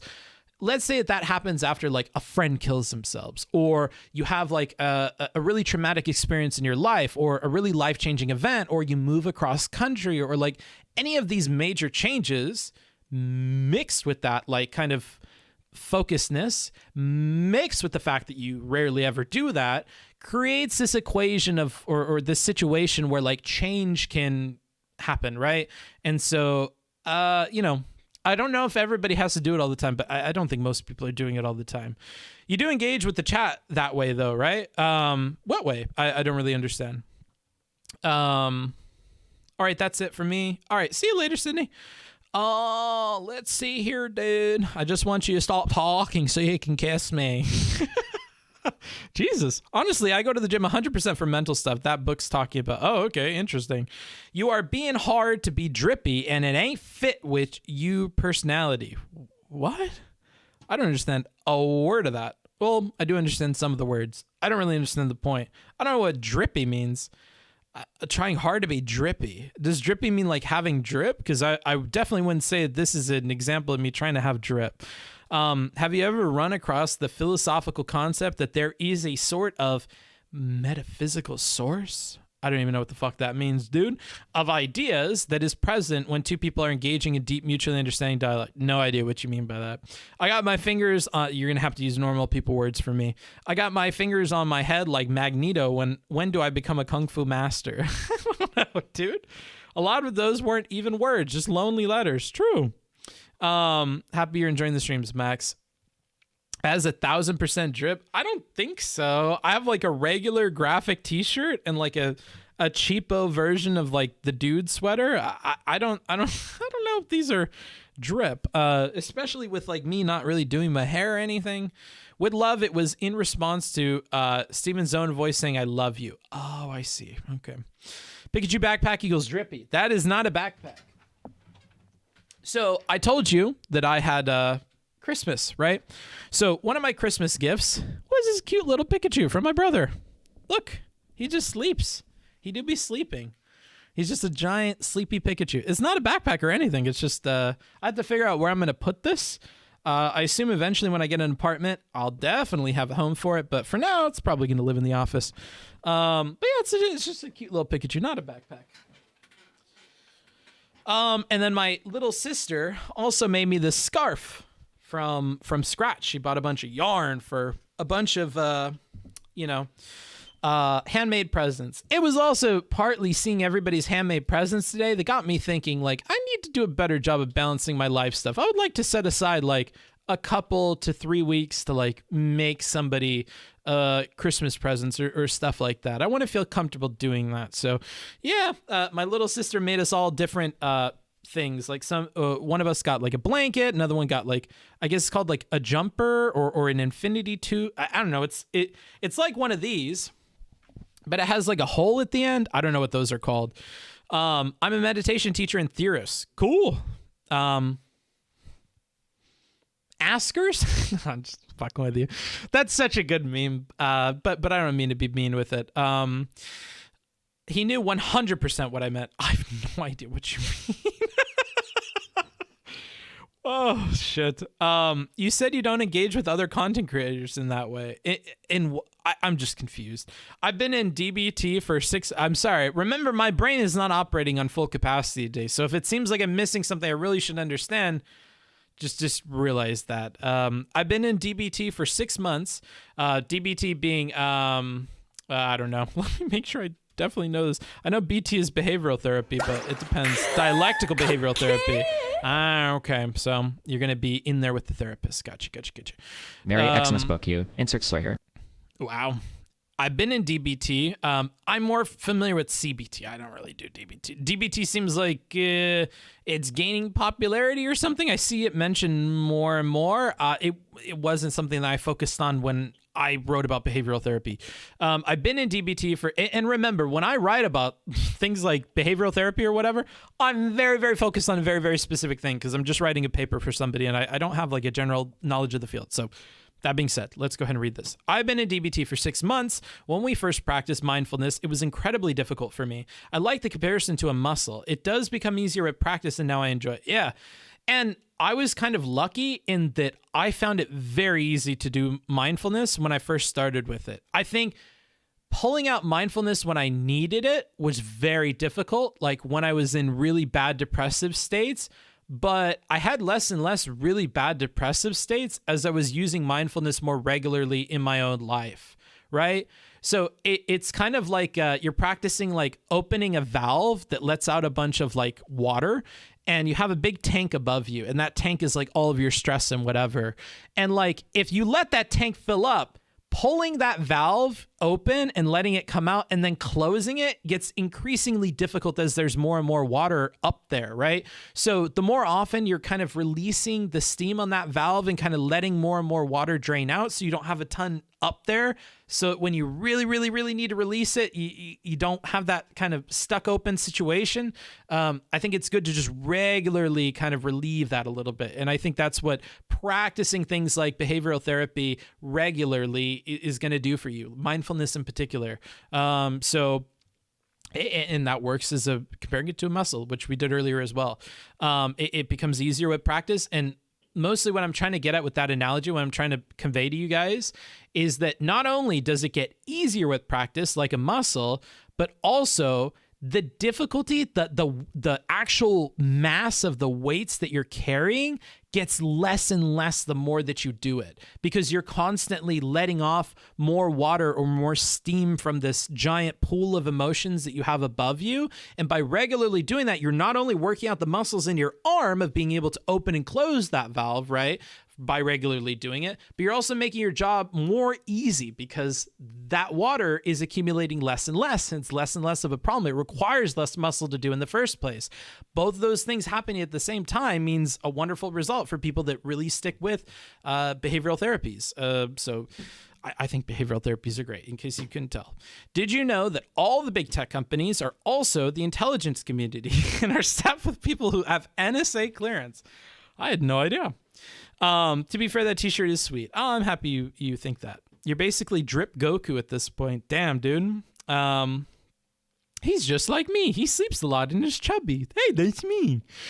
Is it possible that they are trolling me back because I post stuff like this? Well, I have no idea what you're talking about. I'm a meditation teacher. I already answered that. Wait, hold on. I missed the super chat. It says $50. Merry Xmas book, you insert slur here. Jesus Christ. Thanks, Bars. I appreciate the $50. That's huge. I don't know if that said something earlier or if it hasn't said something, but thanks, dude. DBT equals down bad therapy. Some people on Twitter do be needing down bad therapy. I will not lie to you. You were talking about meditation, so it seemed like something to bring up. Didn't mean to seem self-centered. No. I'm just fucking with you. It is helpful. It would have been more helpful combined with something else. Like, as somebody that works as a professional meditation whatever instructor, it is super impactful on people's lives and blah blah blah blah. Just reiterating something that I said would have made that less of like a strange statement, or would have left you less open to ridicule. But I'm gonna take those shots because I'm a streamer and I have to be funny. But yeah, it's nothing personal. I don't think you're like self-centered or whatever. It was just funny the way that you worded that, so I had to take the dig. Your little sister made you that? In return, did you make her a woman? Jesus Christ, that is a block on YouTube. Congratulations. Good God, man. I don't think that's very funny. I really remember what I said about family being like separate. You can go ahead and apply for an unban in like a week or something. But yeah, I don't want you making jokes about me being with my sister. That's really weird. And it makes me uncomfortable. I don't like that. Yeah, dick beating torture is better than cock and ball torture. Now that's something I can get behind. Yeah, let's get more topics like this in the chat. Dick beating torture is better than cock and ball torture. I'm a man with some very sensitive genitalia. I do not like my balls to be tortured. I could see some dick beating going on. I could probably endure a cock beating much longer than I could a ball torture. So, yeah, I'd probably side on the side of that for sure. Far from the truth, most of the intelligence budget goes to private intelligence agencies, including big tech companies. Wow. Sounds like the same thing with extra steps. ACT, DBT, and CBT are dope in my opinion. Yeah. Like I said before, most, if not all of my focus has always been on cognitive behavioral therapy. So that's a lot of where I focus, but that's because I personally am much more interested in cognitive behavioral therapy because I think it's interesting to know how people think and what patterns of thoughts, the average human engages in, particularly the average, person going through a mental disorder of some sort. So the average anxious person, the average socially anxious person, the average depressed person, the average, I think it's helpful to know the loops of thought that people are going through and not only helping them with their behaviors in the real world, but their mental behaviors internally. What are you doing? And how can we help you to model better internal processes for dealing with the world? I think that's a helpful thing. But my whole life and my whole job has always been Merry Christmas books. Merry Christmas chat.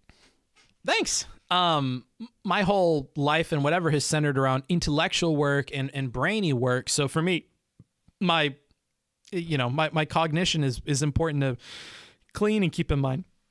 The Vaush/Mr. Girl convo was uncomfortable because while Mr. Girl was probably just be provocative, it came off as a mask slip the same way you would pick up on someone who keeps making racist jokes. Maybe, dude.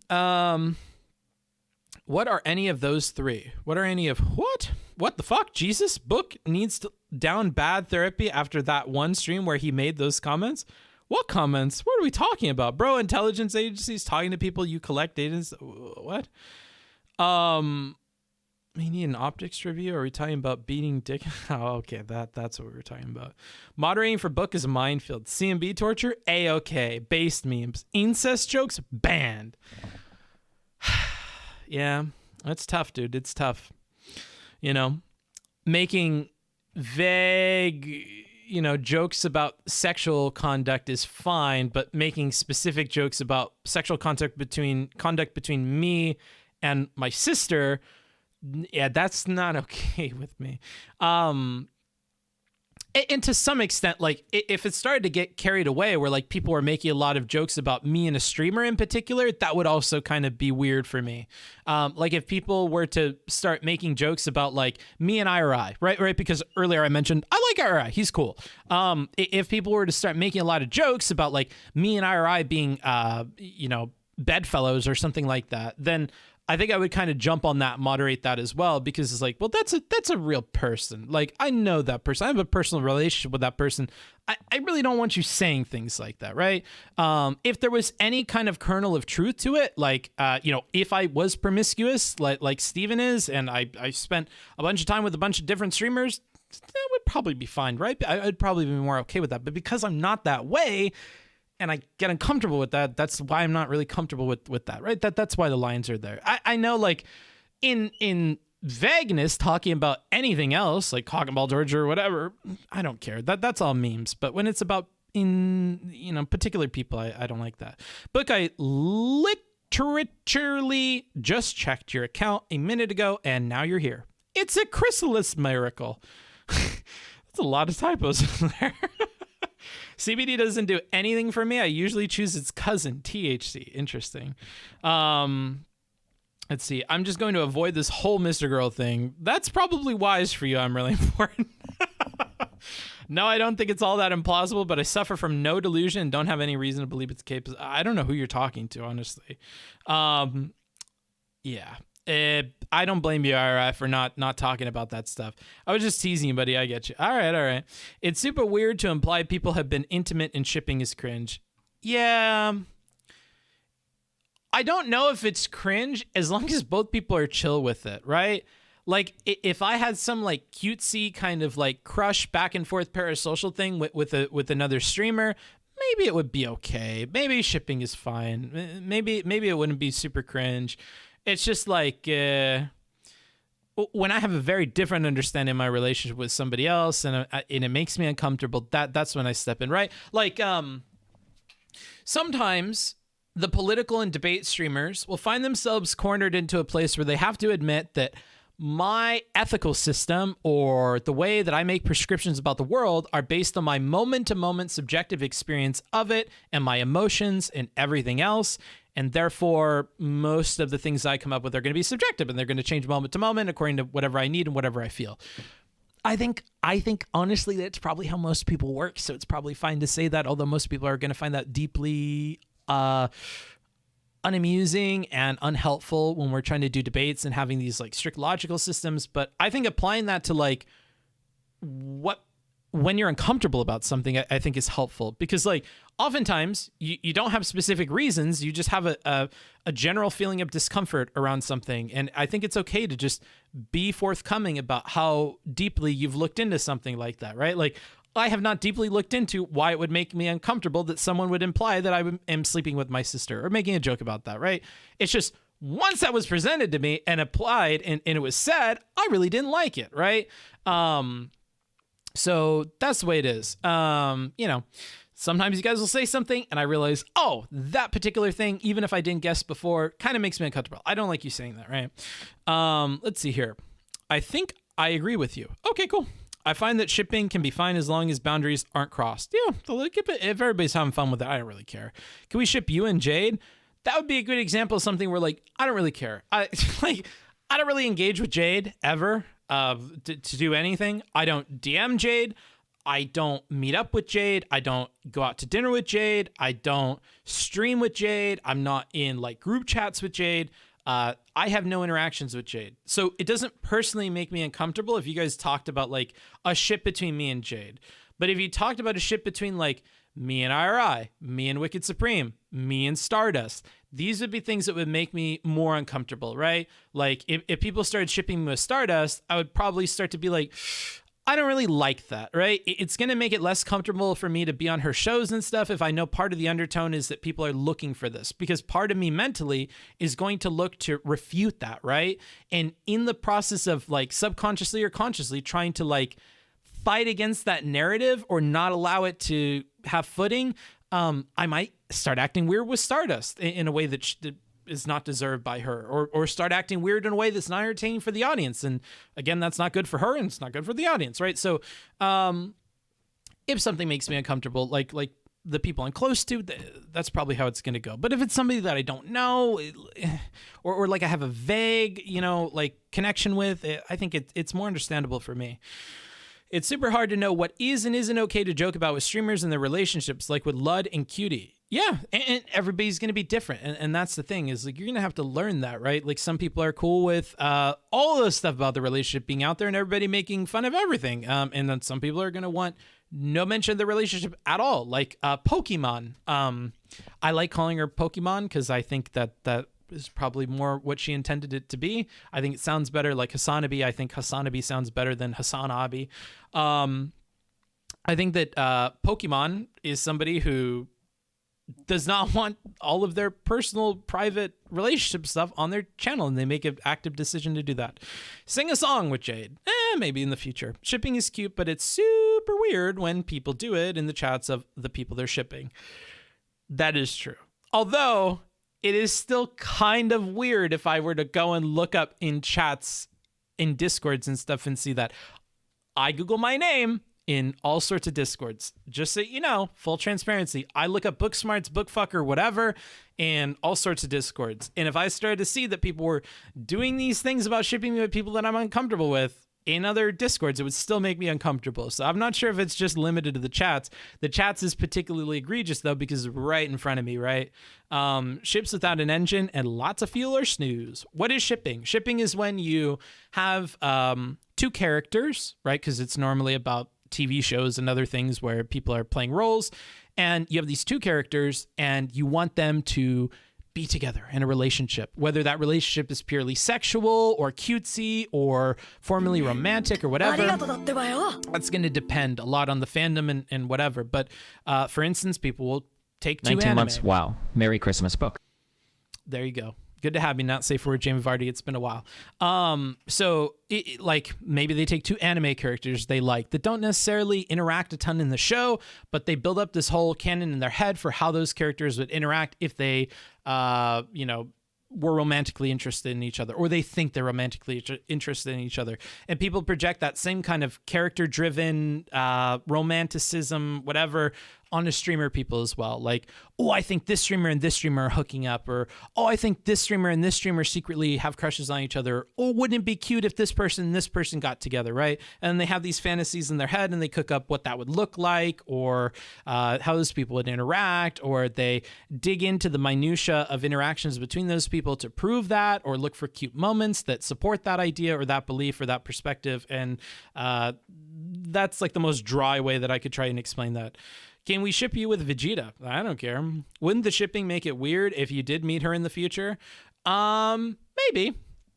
And if it did, all of a sudden things have changed. I would just be honest with you as the audience. Hey, now that I'm interacting more with Jade on a personal level and on a professional level, I would appreciate if we like kept the shipping remarks outside of my chat, just as a courtesy, right?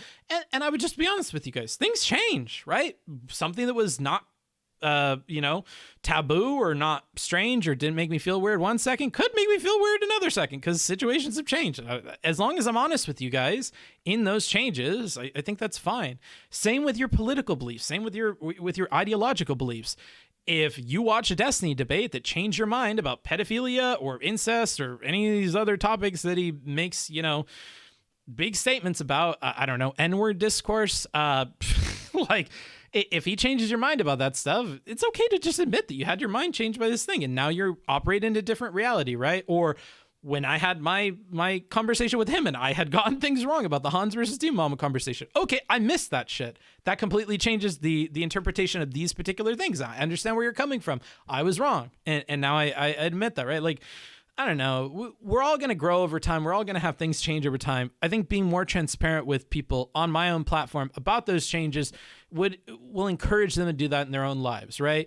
If something starts to make you uncomfortable with friends that didn't before, just let them know, and let them know in a chill and casual way, right? And I think that it's reasonable to expect that other people will change with you, you know? I had to Google shipping. What kind of cringe-ass nerd shit, lol. I like shipping. I'll be real with you. I like shipping. I like watching shows and thinking about two characters that I like getting together and hoping for that, right? That may even happen in the fantasy series that I'm reading right now, the Wheel of Time. Maybe there are particular characters that I read that I think, oh man, it would be so cool to see these characters engage with each other in this way. Or, oh man, these characters would make such a cute couple. They seem to like, all their interactions are just so enjoyable with each other. I wish I could see more of those, right? Like, or maybe there's a relationship there and it's just never built up by the author, right? I think that can happen a lot. So I'm not against shipping, and I don't necessarily think it's cringe ass nerd shit. I think it gets a bit weird and it's applied to regular people, like actors and stuff maybe. But yeah, I don't know. I won't shit on it and pretend like I don't engage in that myself to some extent. Is shipping cringe or giga cringe? Man, I don't think it's like that cringe, honestly. I think it needs to be in a particular, situation to be cringe. Merry Boxing Day, Books. I'm 21 today, baby. I'm glad you're streaming only for me on my birthday. Aw, happy to hear it, dude. And happy birthday to you and to Jesus. Hey, you should get some OSINT tools to step up your Googling yourself game. Is that where you get like alerts and stuff about when stuff comes up about you on Google? I don't care about all that stuff. I really just like, seeing how people talk about me when I'm not there. It's so cringe. It's kind of sad in an aw, poor little fellow way. I guess, maybe. I don't think we have to belittle people that ship stuff. I think that's fine. When you're engaging with like media that is meant to be for entertainment and for fun, I think people engage with that in many different ways. Some people just beat their meat to it, right? Like, is beating your meat to like some sexy scene in a movie cringe? Maybe, kinda. I would argue that's probably more cringe than like shipping characters together, right? Than having some headcanon where oh man, I kind of wish these two characters got together. They're cute. Or if you're an artist, part of the way you express yourself is through drawing, and you want to draw the characters that are in the TV shows and whatever that you like, and maybe you draw those two characters together, or you make little cute comics about how they do stuff. I don't know, like I see a lot of this stuff, and I used to support a lot of these artists when I had more money, and I don't know, but I like that stuff. I just think as a creator, I have to be honest with you guys about how it makes me feel. I feel Destiny leans in the hyperbolic example so much because he's seen it change people's minds so much. Perhaps. Wait, who are you shipping in Wheel of Time? That I will not answer. Oh, you are a freak. Cartoon or TV show shipping in a fantasy sense? Maybe. Shipping real life people is cringe though. I mean, it can be. I just don't think it's inherently cringe. Shipping is basically the flirty will they won't they part of a romance story you're particularly invested in. Yeah, exactly. I couldn't think of a better way to put it myself. Shipping is basically the flirty will they won't they part of a romance story you're particularly invested in. Yeah. Books, you've been looking prettier and prettier every day. I don't know what you're doing, but keep it up. Not streaming. That's what I've been doing. Destiny in the past has said that offline TV leans hard at the shipping and that it was hypocritical of them to criticize fans who then ship them. Thoughts? I do think offline TV leans hard in the shipping, but I don't know if that's intentional behind the scenes like decisions or if that's just like a consequence of the kind of content they make, right? Because they're super wholesome, personality driven streamers that really get along with each other. When you have people that are acting like they really get along with each other, I think real things can start to stem from that, or you could put the pieces together to see real things there that may not exist there, right? Like if every day I turned on a different kind of book smarts and I became like super duper nice, really complimenting book smarts, like, wow, hey Stardust, today you look really beautiful. Like that's I don't know, like maybe if you were super flirty or something that could happen, or if you're super duper friendly like the offline TV people are with each other, like if we were constantly like supportive of each other or whatever, I could see how like that pushes in that direction, whether they mean to or not. But if they do mean to, and then they criticize people for doing the thing that they meant for the people to do, that can be hypocritical. But at the same time, if they're pushing it, like let's say we have a nuclear reactor, right? The point of the nuclear reactor is to have that process going and to control it, right? We need to make sure that neutrons are splitting and we have a splitting of atoms happening at a rate that is just enough for us to make power and doesn't get out of control, and we can, maintain what we want, which is long-term power generation. So you don't want that to go like super duper critical and like, I don't know, overheat or have a meltdown or whatever. So you're constantly managing like what's going on there. If they're freaking out because they had a meltdown at their power plant, like they were trying to have this normal, wholesome, fun community where there is some will they, won't they, and some nice shipping in terms of like people drawing stuff and whatever. And then that turns into like hardcore fetishized like porn of them and people calling and stalking and threatening them and whatever. And if it gets crazy, then I don't necessarily think it's hypocritical of them to complain about or criticize fans for going super critical or going crazy or melting down when all they wanted was like a controlled reaction, whatever. I think you can zoom out at a larger level and say, well, you're playing with fire and you got burnt, but I just don't know if that's a really helpful way of viewing that situation. I think it's a lot more nuanced than that. And I think that applies to a lot of the stuff that we do on this website. Some people are debate bro people and they want to stir up the pot and stuff. I think there is a way to stir up the pot that keeps everything contained and the creators benefit off of it because people want to financially support them. It's fun content. While at the same time, everybody walks away. The fans don't get crazy. The entertainers and debaters don't get crazy. And everybody is able to live peacefully. I don't think we really hit that super duper often. And I think that like we dip into like this kind of meltdown a lot more than those people do with what they're doing and their grift or whatever the hell you want to call it. So I think we all do this with our different things that we're playing with, our different powers we're playing with that we know could go in a direction we don't want it to go. And it's just about that balance, right? And I think when things tip out of balance, I don't know if it's the hypocritical comments are super helpful. It's weird when people have the artistic ability to bring about shipping in a, well, let's just say I've seen, okay, I'm not reading. I'm just going to look for ats and stuff. Headcanon is cringe because it's having a theory about some media but not being willing to back it up. Who cares about backing it up? I have plenty of headcanons about all sorts of shows. What about my unwillingness to back it up makes it cringe? Like, I don't know. I have my own personal beliefs or ideas about how I would like characters to engage or my own stories or like, oftentimes when a book ends, I think about like what the relationship of some of the characters would be extended beyond the end of the book. If I wasn't willing to like go make YouTube videos or back it up or whatever the fuck, or go to the source media and find examples for why exactly I believe that it would be exactly like that, I don't know if that makes me cringe. If anything, I would argue a little bit more cringe to back it all up with like specific things from the text that make some giant convoluted argument for why your headcanon is more righteous or justified than somebody else's. It seems kind of silly. You look nice. Thanks for streaming. No problem, Betty. Offline TV used to. They got burned pretty hard by it, though, and avoid it these days. Yeah, probably. Good. So Fedmeister was right to think... Okay, bro. I wish I could turn on a book smarts. Jesus Christ. This power plant analogy is working surprisingly well. I wasn't too sure about it at first. I don't know.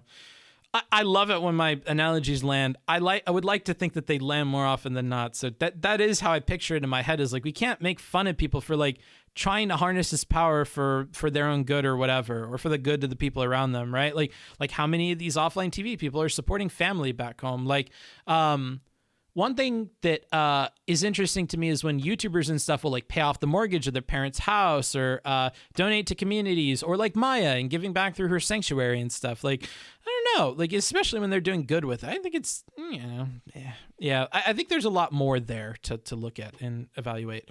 My spicy take, the reactor metaphor is more accurate when talking about the more psychotic part of the audience. They want to fuel their fantasies, debate donuts, but not have them go nuclear. Sure, I think it applies to all of them. Maybe that one particularly for you, and I would agree. Yeah, you, like the danger there, I think is more one-to-one, right? That like, yeah, when you're using really psychotic parts of your audience. And yeah, of course, you're playing with a very dangerous, dirty fuel, and I don't know. Hey, Booksmarts, Vienna dude here. Merry Christmas, Gus.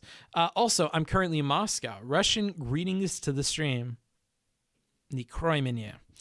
Hey, Booksmart, sorry if this have been asked before, but what do you think about the Hassan C-word drama? I don't actually think I've talked about this, have I? It's okay if you don't care or answer. I don't care, but I will answer. And I did talk with my folks about this over Christmas. So all of them universally agreed that cracker is a slur. So first of all the family is on the same page that cracker is a slur. I asked them, I'm like, do you think cracker is a slur? Yeah. And then I asked them all like individually why. They have their different reasons, right? It ranged from the very, very simplistic that we could, of course, dive into it and fractal off into more detail. It's probably just a gut reaction, but the reason that they gave me, one of the people was, it's something you're saying to be hurtful to somebody based on like a characteristic of them. We could dig deeper into that. I could add immutable characteristic in there. We could tweak that definition. We could go deeper with it, but I get where they're coming from, right?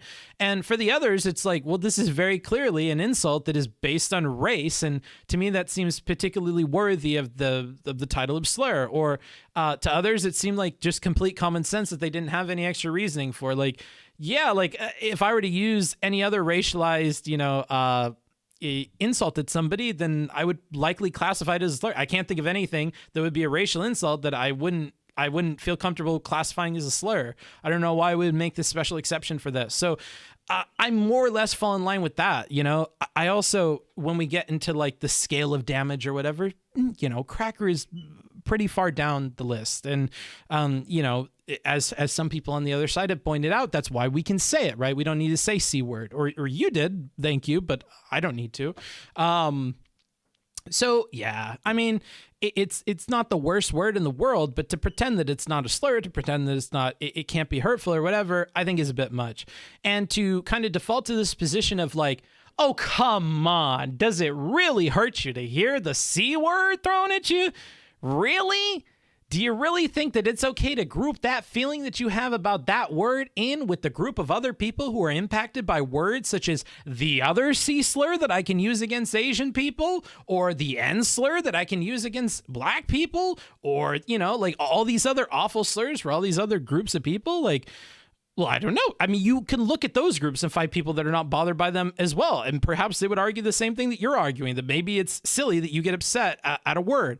There are even people that are more extreme than that in those groups that think that you allowing yourself to get upset at a word gives it power that it would not otherwise have. And that maybe part of your obligation as a member of that group or whatever is to not give into that, to not give power to words that really only you have the ability to give power to. It's not the speaker that gives power to those words, it's the person that's impacted by them, right? And this seems akin to like this idea of like, I don't know, maybe like when you get bullied, like making it more enjoyable for the bully by like reacting a ton kind of gets the bullies to like keep going and going and going. I think that's the logic there. Again, like the hypocrisy thing, I think that's a little flawed and a little far, but I understand where you're coming from. I just think we shouldn't say that stuff, like we're on here. We're meant to be role models for people, especially Hassan. Be a better role model, dude. That's not being a good role model. But I also use that same argument for much more minor things, in my opinion, like the way that you spend your money or your time or the way that you engage with your chat, or you treat them like humans, like I think that there's plenty of other things that I would argue that people should do that a lot of people would disagree with me about or would think is like, too much to expect of people. But I think this all falls under the kind of umbrella of you're a role model to people, dude. You're in the ears of people for a long time every day, and you should really value that, and you should really take responsibility for that. Like when we look at somebody like Mr. Rogers, I think Mr. Rogers is somebody who is very well aware of the impact that he had on children, and so that guy decided to really take that seriously and really try to do a good job with that, right? And I think that we could see plenty of other entertainers and actors and other people who choose to use that platform that they're given or the audience that they're given to like promote positive things and to be a positive person, perhaps even beyond the extent that they are in their private life. Perhaps when you're in front of the cameras or we're live, we want to be an even better version of ourselves, right? Maybe something that other people could aspire to, that even we could aspire to, because we're not like that in our personal life, right? Like, and that's also why I have a problem with Destiny and the like calling people out for inconsistency or whatever. And I do sympathize a little bit with Vosh about that. Though not to the extent that he takes it, because he takes it to a crazy extent. I think there's an in-between here. Like, if people are being hypocritical in their personal life, but it's not like severely impacting their message and their impact on people to go in that positive direction, then I think it's tough to like shit on that person for that. Like let's imagine that Saikuno had like a couple of dickish moments where he like yelled at a server or something at a restaurant because he was super stressed and he got mad and whatever. But he's super duper nice on stream all the time. He's super duper nice with all of his coworkers. He's nice with fans and fan interactions, but he had a few moments where he blew up because he has an anger problem. He's trying to keep it under wraps, and that's part of what the channel is about.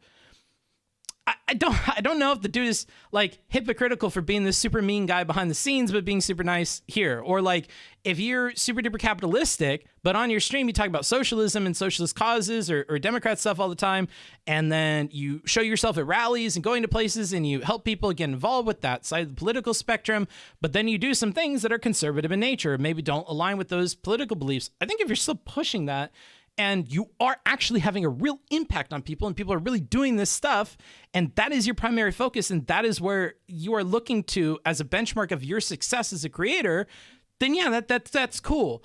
I think that we pretend that a lot of political creators are doing that when they're not doing that, right? Like, I think a lot of people, especially on the left, think they're doing praxis and apricot or whatever the fuck the fucking the Russian word is for like promoting the belief system. And I don't think that they're really thinking every day about that being their goal, because if they really thought about that every day, I think their approach to content would be different, and they'd be encouraging their viewers to do different kinds of actions, and their coverage would be different, but it's not changing. And so in that regard, I feel like they're worthy of criticism, but that's more of like, encouraging them to do more, which is how Destiny's position started out as, right? And I liked when he focused more on like, well, we wouldn't have Rosa Parks, we wouldn't have Alexandria Ocasio-Cortez if we didn't expect more of people, if we didn't, believe that people should aspire to become those things and encourage them to do that when we see opportunities for them, right? And if I see an opportunity for you to do even better with what you're doing, and I tell you that thing, like if you told me something I could do that was better for what I'm doing, I would try to do it. And I think you should try to do it, right? Like if these are really our goals, maybe that's what we should be working towards. I don't know, bro. What's your personality type? I believe it's arguer or debater or whatever. Last time I checked. If you're talking about like the MTBI or whatever, I have headcanon about real life people I hardly know. Interesting. I'm going to scroll down because I really need to get caught back up on my chat. You talked to us, but it was on YouTube, so it wasn't real. That slur discussion episode was pre-part. Oh yeah, I did a whole episode. I totally forgot. But there's my TLDR at 10 p.m. with no sleep.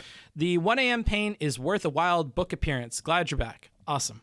I am not questioning that, but Pokey was interested in Fed at one point. That's all I'm saying. Okay. I just don't want to talk about that because it's kind of weird, bro. Warm books looks warm. I am most definitely warm. When people like Hassan talk about how it's okay to use it because white people have all the social power, it sounds super JQ-y. I don't really care about JQ whatever stuff, honestly. I don't. But I think telling people it's okay to use slurs against white people because they have all the social power, like, what is the goal here? Are you hoping to like overtop the social power that white people have by like tearing them down through these words? If so, why don't we go a little more extreme with that? Remember, I'm like a gray Jedi. You tell me what you want to accomplish or whatever, and I will help you do it. I exist in the gray zone. You're a conservative person. You want to communicate your conservative stuff more. Tell me what you believe in. Tell me what you want to accomplish. I could come up with advice on how to do that better, right? Like, same with this. Like, I may not agree with this, but if you really wanted to use slurs to topple the social power that white people have or whatever, we could go a bit harder, right? You want to do that, if that's really your goal, like that's where I get with these things is like, don't tell me something's your goal when it's not your goal. Just be honest with me about what is happening here, right? Like, I don't know. People bullshit about what their reasons are for stuff all the time, and it just bothers me so much. I think it's a really big problem with people is you feel the need to have some kind of in-depth, really good poetic explanation for why you do everything, and it's just not the truth. You're deceiving yourself into believing that that is the actual guiding force behind your behavior when it's not, right? It's a bunch of subconscious or unconscious forces and emotions and your monkey brain that leads you to like have certain opinions about things that are like knee-jerk reactions. And those knee-jerk reactions, however fast they are, there is a follow-up force, almost like a sonic boom that is kind of following at the speed of sound behind this projectile, if we want to use an analogy. And that kind of sonic boom force is the rationalization behind the decision that you made, right? And it's always going to trail behind because that bullet is moving much faster than that speed of sound, right? So we're always going to have that traveling behind.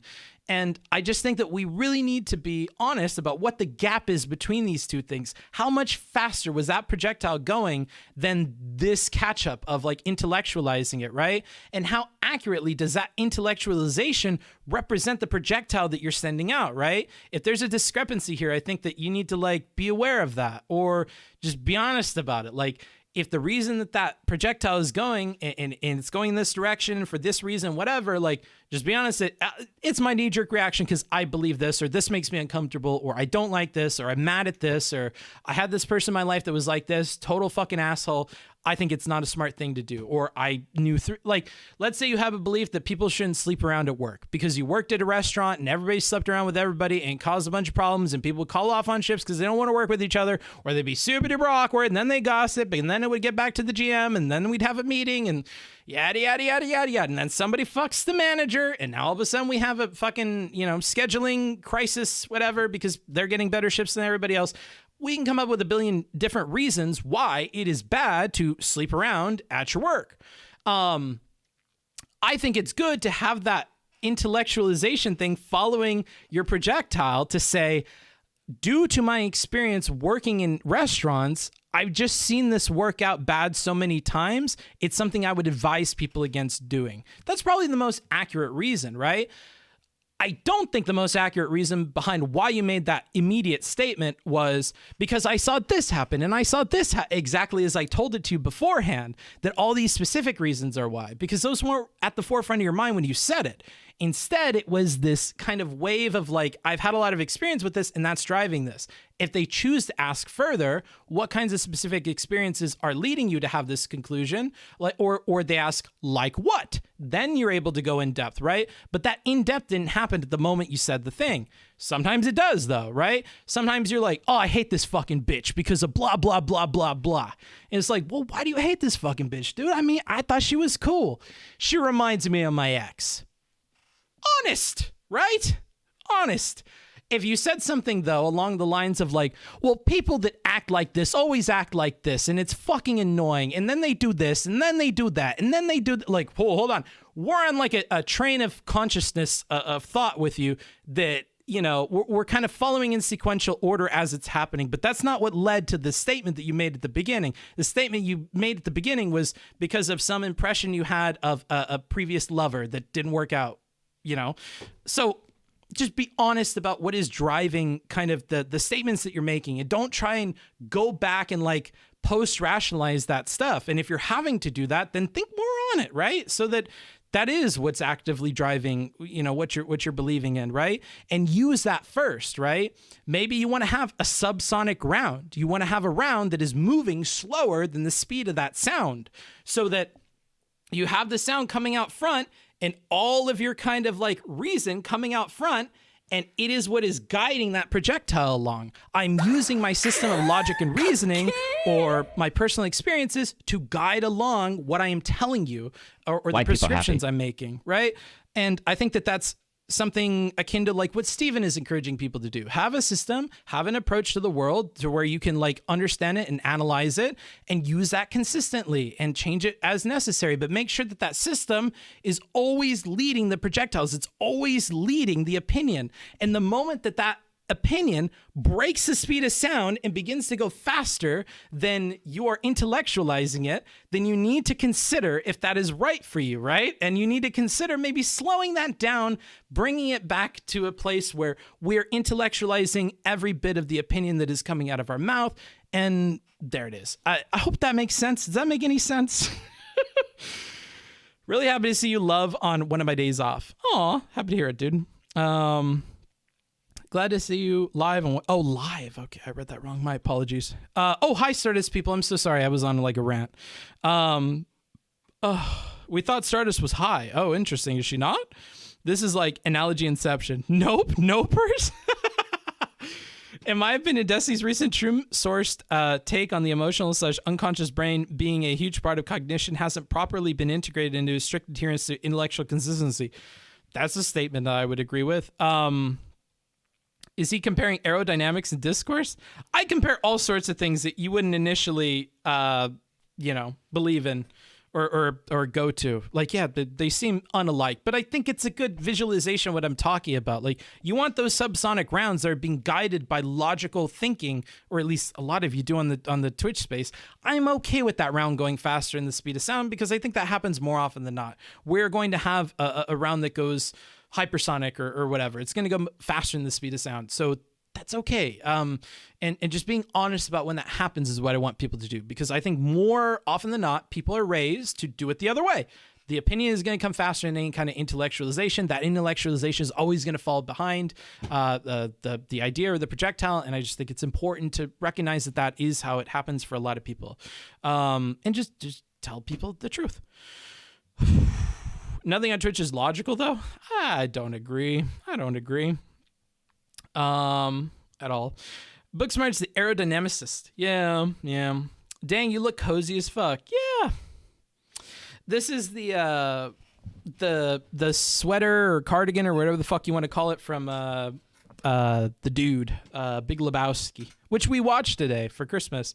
I like analogies. I'm happy you like analogies. Me saying your mom in an argument goes at the speed of light. It goes faster than I even perceived it, bro. Why is he dressed like this? It's Christmas, dude. What do you mean? I'm dressed Christmassy. What do you mean? Don't I look Christmassy? I feel like I look festive. Anywho, welcome, Stardust people. I'm ranting today. I need to fill time and talk to you guys because it's been a while, you know.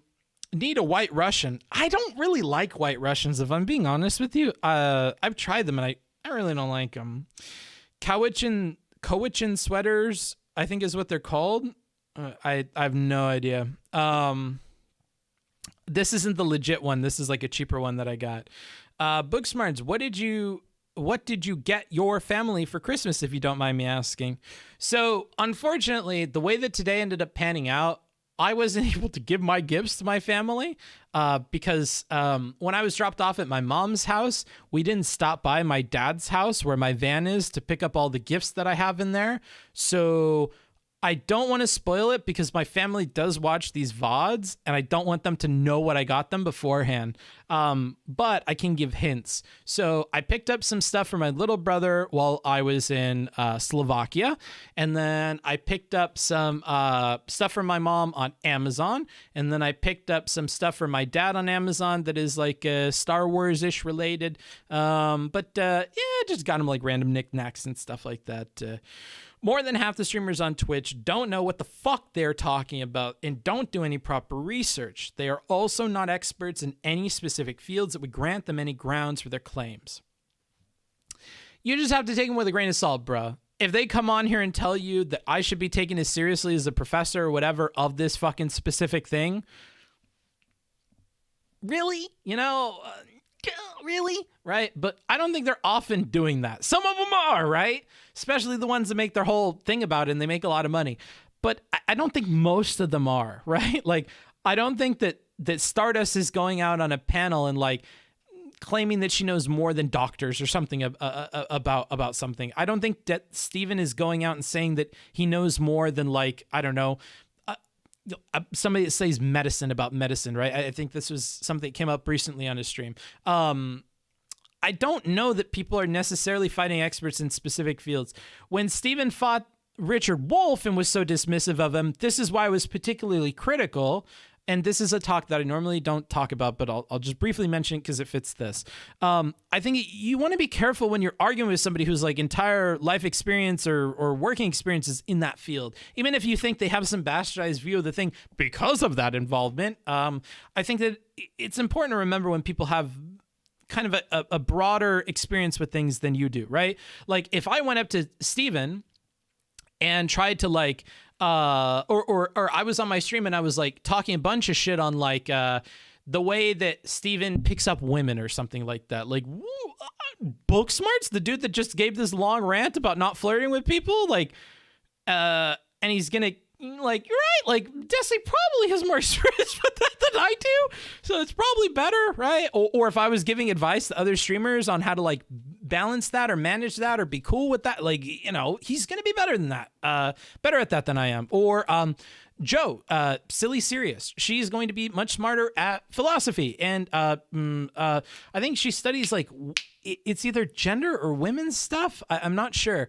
But, you know, I think she's getting her graduate degree in that. So she knows about that stuff, right? She's an expert in that stuff. So to challenge her in that, I think you have to be, you know, but I don't think that happens super duper often. And yeah, few people are experts. Even me, right? I just wrote papers. That's all I did, right? But we're all normal people on here. And it's okay to talk to other normal people at a normal people level about topics we all experience, right? COVID.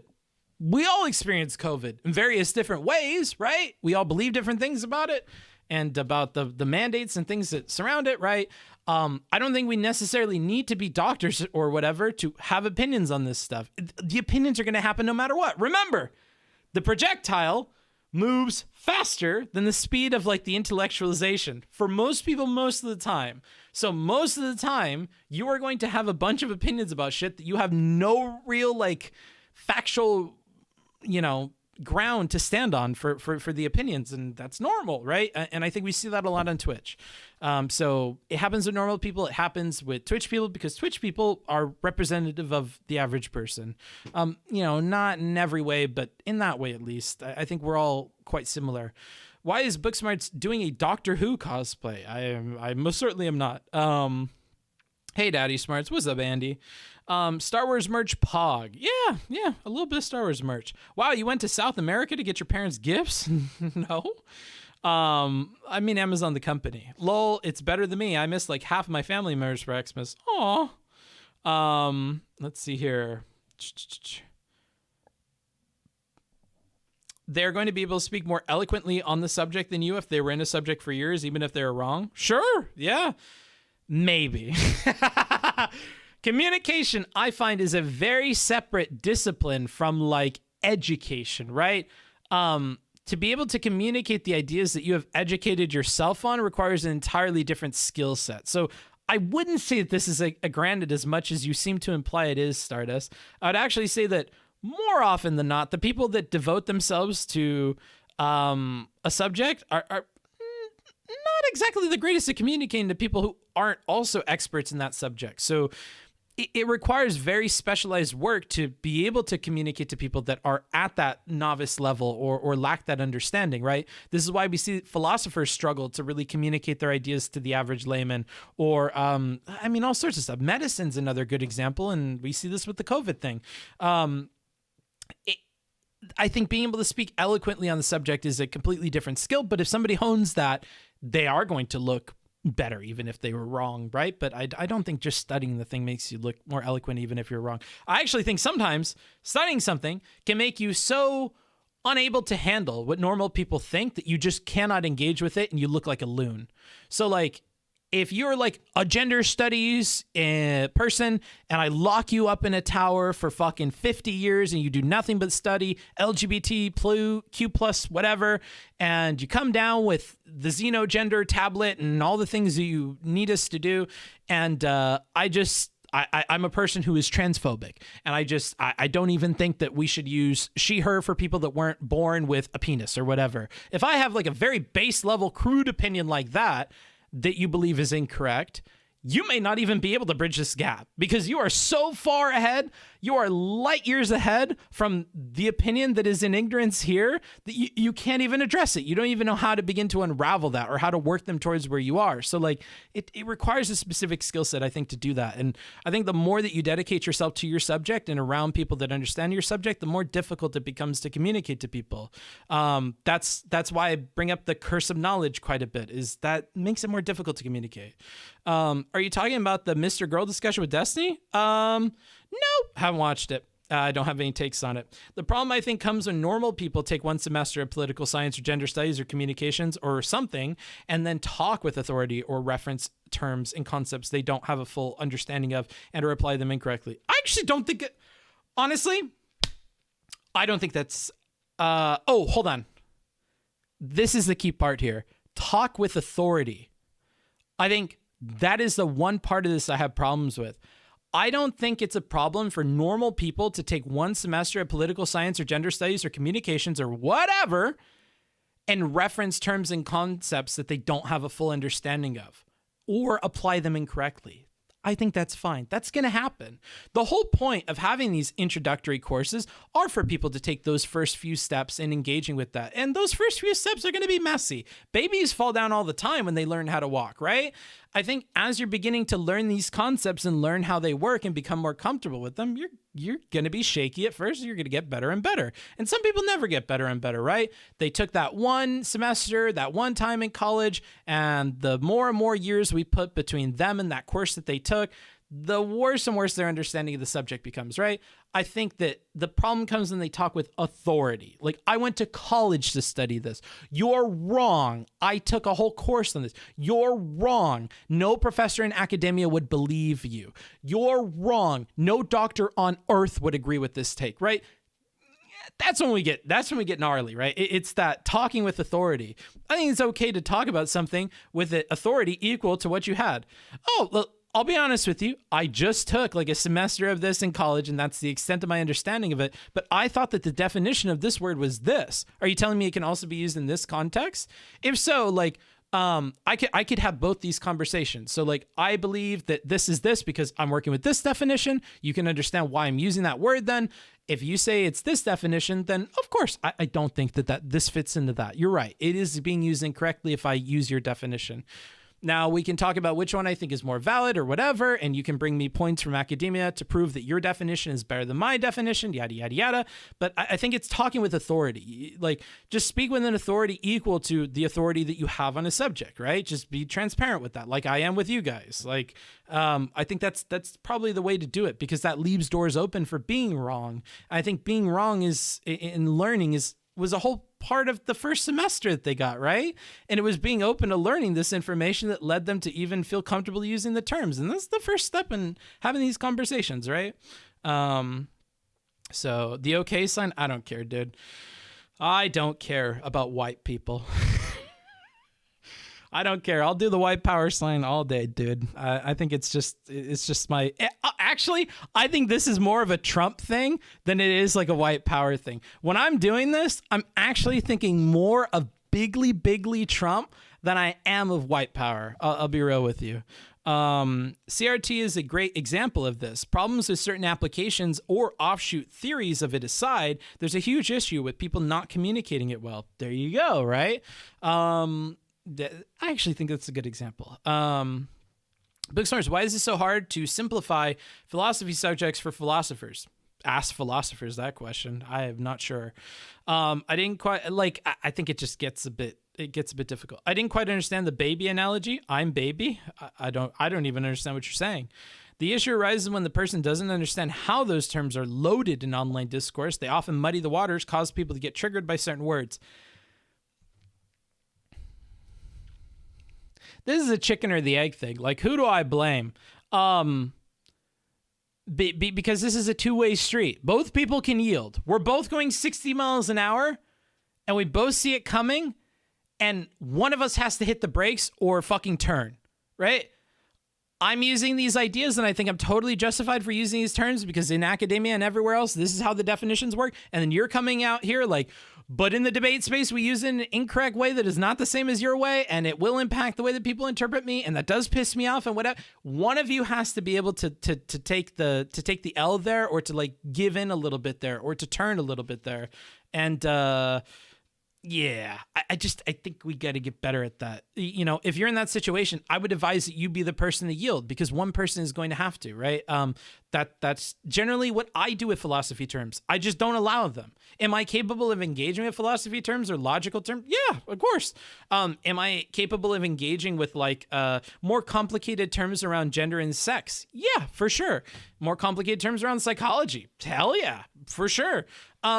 Do I do that though? No, because I'm yielding and I'm staying in my lane such that I'm never, ever, ever going to be in opposing traffic and maybe hit them, because I do know how the roads work here, and that you will have an oncoming car that will interpret these things in an awful way, and that in online discourse, these terms are loaded. So I just steer clear of it to begin with, and I just always be the first person to yield.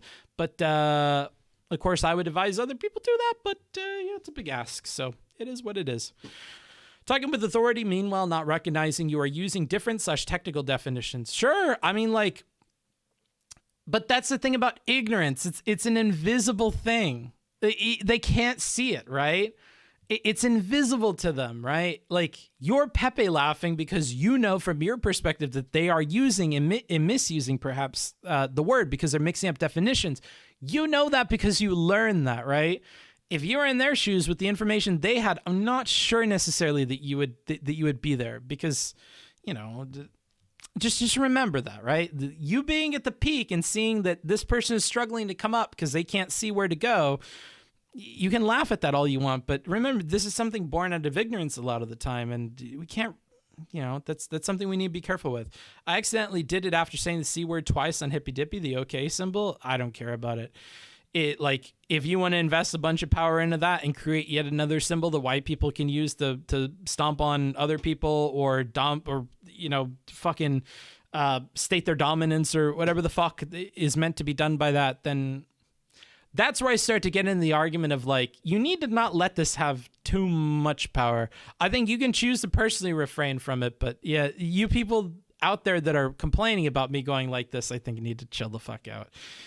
If starters choose not to use it, that's totally fine. If I choose not to use it, that's totally fine. That's you understand how that can be misused the same way debate pro terms can be misinterpreted. But, you know, you guys in the audience need to stop doing that, because you are part of the reason why these things are harmful, and whatever. You give the impact of them. Just trust the narrative. It must be real if people are so passionate. I don't know about that. I don't know about that. Yeah, that's completely fair. I guess to be more clear, I feel like some content creators will not claim authority, but they will speak in such a way that lends the idea of authority, and they don't bother to preface stuff with, hey, I'm no expert. Yeah, maybe. But you recognize this as an audience member, so you see through this, so why does it even matter? They're always going to come off confident, whatever, because these are confident people that are out in front of you guys entertaining you. Remember, it takes a certain kind of person to regularly turn on a camera and a light and whatever and go online with the microphone in front of hundreds or thousands of people on a VOD that they know could live on the internet forever, you know, and then argue with people, right? Like, that takes a certain kind of person, right? And that certain kind of person is probably going to have quite a bit of confidence, and, you know, that's going to show in their performance. And I think you as the audience member need to parse that out a little bit more. I would agree, though, that other content creators should be asking more qualifying questions to gauge the amount of understanding somebody has about a topic, right? I almost don't want to point out how I do this, because I think it would take away from like my style. Or like being able to get it past people. But I do this a lot in my conversations with people. And I don't know if everybody notices it, but I will do things to put checks on the power of what somebody is saying. So like, if somebody's trying to make an argument against me in like my involvement in a project, for instance, like with the President Sunday thing, and most of their arguments are coming from a conversation I hadn't seen from this other thing, whatever. Okay, you are like an expert on that thing. I don't know anything about that thing. So I'm going to shoot myself in the foot. I don't know anything about that. I can't talk with you about that because I don't know anything about it. Because that's self-deprecate. I don't want to go into the ones that are like shooting other people down based on their understanding of things, because I feel like those are more sly and I don't really want to bring too much attention to them. But there are sly ways that as a creator, you can start to feel out how much experience somebody has with something. Like, oh, okay, that's interesting. Where did you read about that from? Oh, a Wikipedia article? Okay, cool.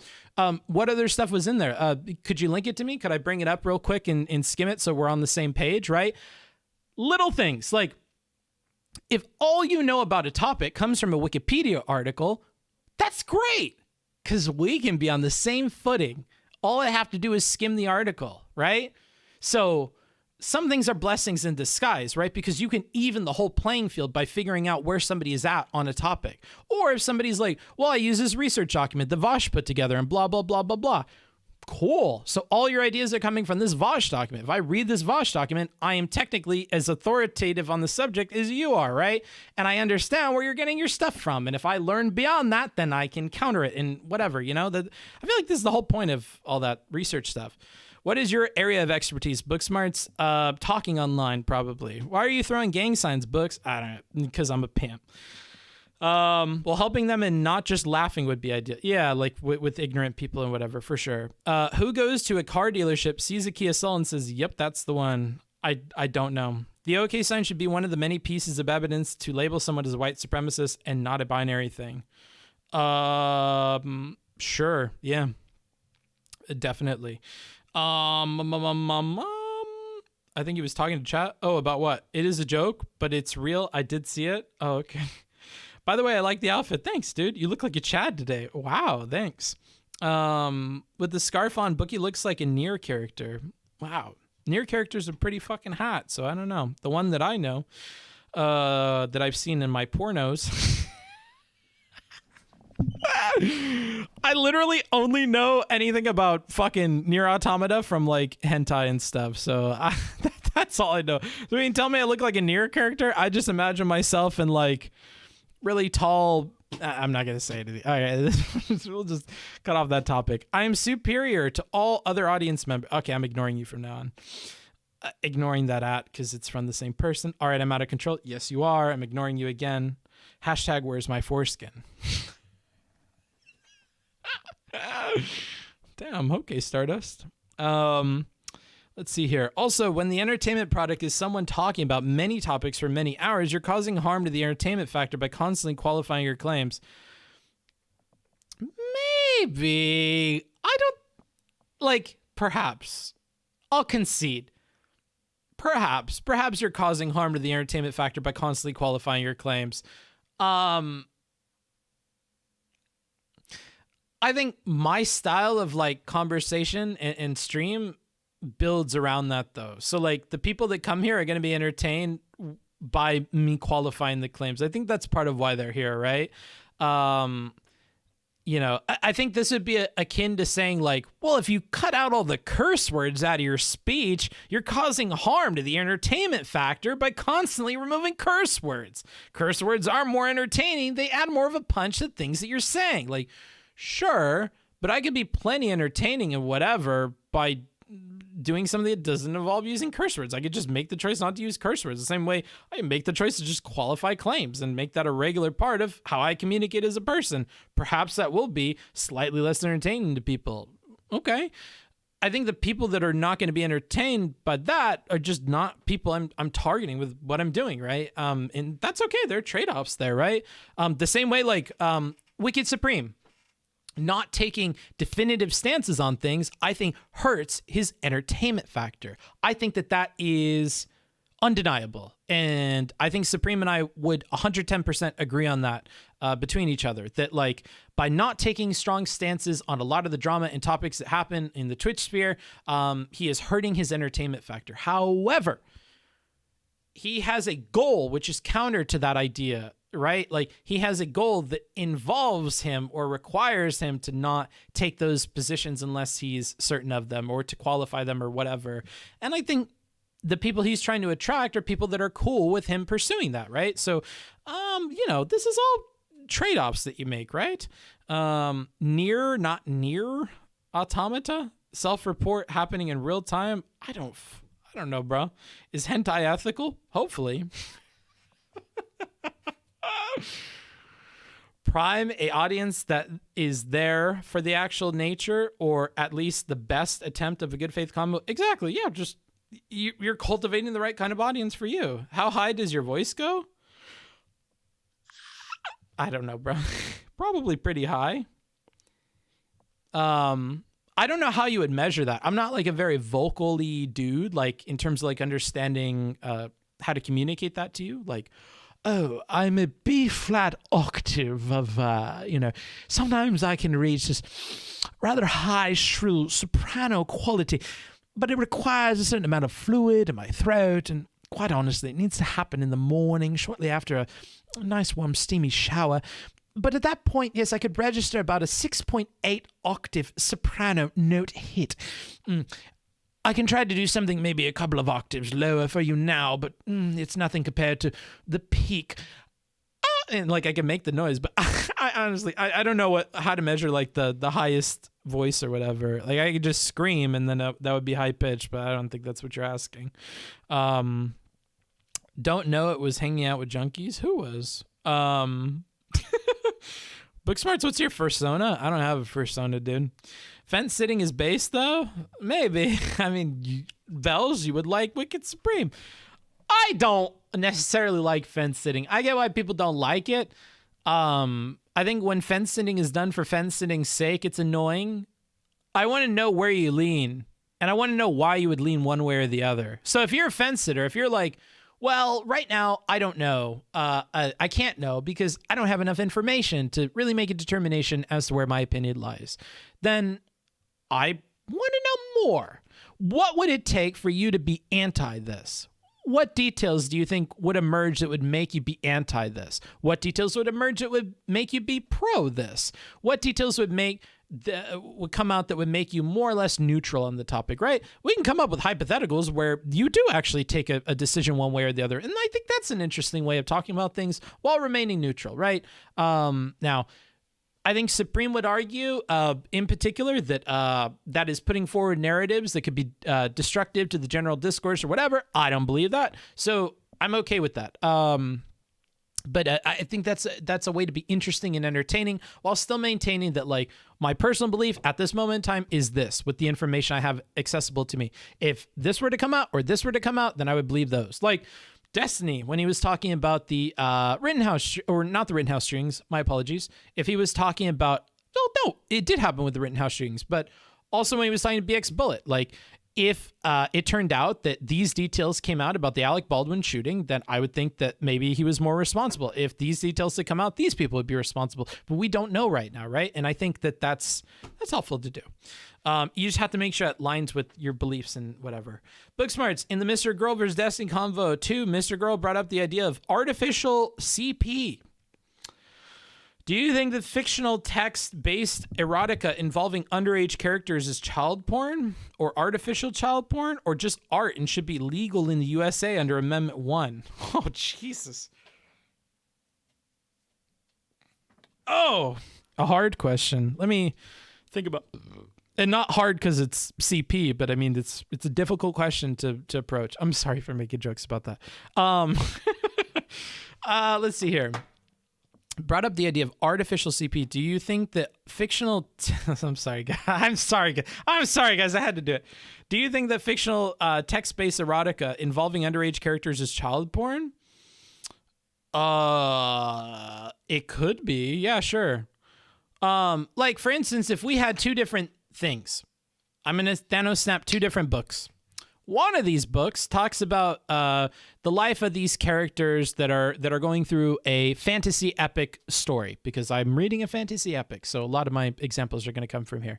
So fantasy epic story with these 13 and 14-year-old boys and girls that get, they go out, they leave the village to go off on some adventure to go fight some evildoer, and they form relationships with each other, and they have sexual relationships as well, because it's not a taboo in this world, and they're all with each other, and they're all around the same age, so it just ends up happening, whatever. And then when they get 15 and 16, so on and so forth, but still underage, whatever.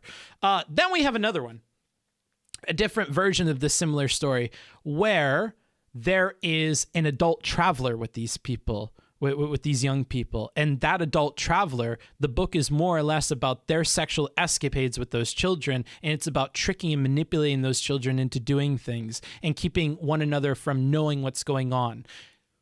Okay, that's a very scary fucking book that I would say is getting into like child pornography. Or if they're forcing like I don't know, there are ways that we could turn this to where like, okay, that's getting really scary and probably not good.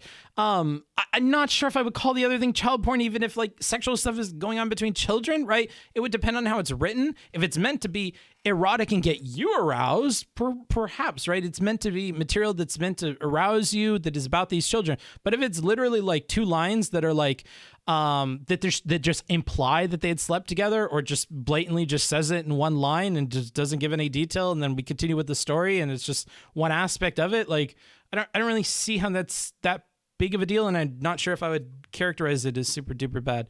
And then if people made, drawings of these, two characters from the Innocent show doing stuff, I guess it would be art. I mean, all sorts of stuff can be art. I don't like, and I guess all sorts of stuff could be legal in the US under the First Amendment, right? But like in Booksmart's world, would Booksmarts want to encourage the general populace to be creating art of underage children having sex together? No. But is it legal in the U.S. under Amendment 1? I'm no fucking lawyer. Maybe. I don't know. Plenty of art stuff is, but I think I have a more concrete answer to the thing before, just because I don't know about that legal stuff. But yeah, there's my... Is that... did I walk that minefield properly, aside from the joke at the beginning? Lots of Potter fans, fanfic communities have been split over this. Yeah, like... In my opinion, pedophilia or whatever, any kind of these philias that have to do with underage folks, whether they're adolescent or prepubescent or whatever, when part of the kick for you is that they are of the age that they are, or of the mentality that they are, or they have the certain innocence that comes with those things, I think that's when we enter into a really problematic territory. If you fall in love with the characters of the Harry Potter universe and you want to ship them and whatever... because you like the characters. It's not because they're fucking, however fucking old they are in the show. I have no idea, 13, 14, whatever. I'm not sure if that's like the biggest deal. I'm not sure if like we should treat you as a pedophile for that, right? Because you're not really a pedophile. You just like fucking Harry Potter, right? Like, I don't know. If it was like the Rugrats and you made like, a bunch of stuff about like the Rugrats having like a deeply erotic relationship with each other, like that, right? Like it's not like Harry Potter where we actually have relationships that like develop throughout the series and like grow and then have this, like it'd be weird if we focus on like the child part of it, like, and if there were people in the community that were really dedicated to like only covering like Harry Potter and his relationships with whoever when he was 12 years old to like 14 years old or whatever, and they could only view it in that window, like that would be strange, right? Because it's tied to the age thing. But I think a lot of this has to be tied to the age thing. I think that's the important part here, is when that particular detail is what's of interest to you, right? Like, I feel the same way about these anime characters that like look like they're this age but are technically 3,000 years old or whatever. If you like a character because of like the way that they speak or the character themselves, like for instance, I'll be honest with you, I I like Shinobu from Monogatari, not in like a sexual way or whatever. When she's like a little girl or whatever, she's in this like little girl body, but like she's a cool character. She talks really funny. She's got an interesting backstory. She's like a kick-ass vampire lady. It's cute the way that she interacts with Araraki. I think I think that's all fine, but I think it gets weird when you're into things for particular reasons. Like if I particularly liked her because she looked like a little girl or something, like that's okay, that's strange. You know, that's not good. I think lolly and shota shit should be legal. I understand the problem they bring, but at the same time, it's kind of like policing thoughts. I think lolly and shota should be legal. If that's the question, then probably yeah. But some believe that the content may lead to it. Not sure the study of it, if it reduces it. I don't understand anything you're saying. Booksmarts, you're forced to fuck a dog. I'm not answering this. I choose not to engage. Let's see here. Cold take. Lolly is just a loophole to engage in the act adjacent to something they can't do. That being... Jesus Christ. I don't really think that at all. I just think like some characters are just cute and people like cute characters. Like I don't really think that it's working in this way that you're thinking it's working. I don't know if all of the weebs that enjoy, for instance, Arrow Manga Sensei, as I do, as like a guilty pleasure. I like Arrow Manga Sensei. I think it's a fun watch. I don't think every adult that likes Arrow Manga Sensei is like a child predator or something, or thinks they're engaging in like looking at child pornography, or if that like age aspect is the main driver for them. I'm not sure if that's the case. And I think to paint with a broad brush that entire thing as that, you're losing sight of what is actually going on here. And I think you're drifting farther from the reality of how things are happening in favor of some narrative that you're going after. I think it's important to just look at the reality of how people are engaging with a particular piece of media and then base it off of that. Like with the cuties thing, maybe you could look at the way that people were engaging with the cuties thing and base it off of that, right? So I don't know. I am also wearing a scarf. Good to know. Glad to hear your neck is warm. So this fic about Harry abusing Guinea, is it I'm not clicking this, bro. Sorry, I mean Atlantic Standard Time? Okay, I don't know what you were even messaging me about. Booksmarts, would you let a kitten breastfeed on you if it was gonna die? We've already talked, like, Stardust, I think sometimes you have interesting questions, but you ask them in dog trash ways. I'm gonna be honest with you. There's my rhetorical critique of Stardust. This is a interesting topic asked in a dog trash way. So obviously we're talking about this video that I'm pretty sure was faked, of this like lady with like a stuffed lynx who it looked like she was breastfeeding it on a plane and made people uncomfortable or something. And like, I'm pretty sure the video was fake. But anywho, brings up the question of kittens and breastfeeding in public places, right? Babies breastfeeding in public places, one opinion. Animals breastfeeding, is that even allowed in and of itself? I don't know. And then publicly, I don't know, right? Like, I think there's interesting questions there, but like this one of, would you let a kitten breastfeed on you if it was gonna die? Yeah, obviously, whatever. I don't care about that. And if anybody gave me shit, I'd be like, what, you want me to let it die? All right, whatever. Then we're just two entirely different people, and we have entirely different beliefs about these things, right? So, anywho, pretty sure it would die either way. Sad. At Bookstores, I think a lot of times when people refer to lolly, they're referring specifically to lolly porn, not just any lolly character.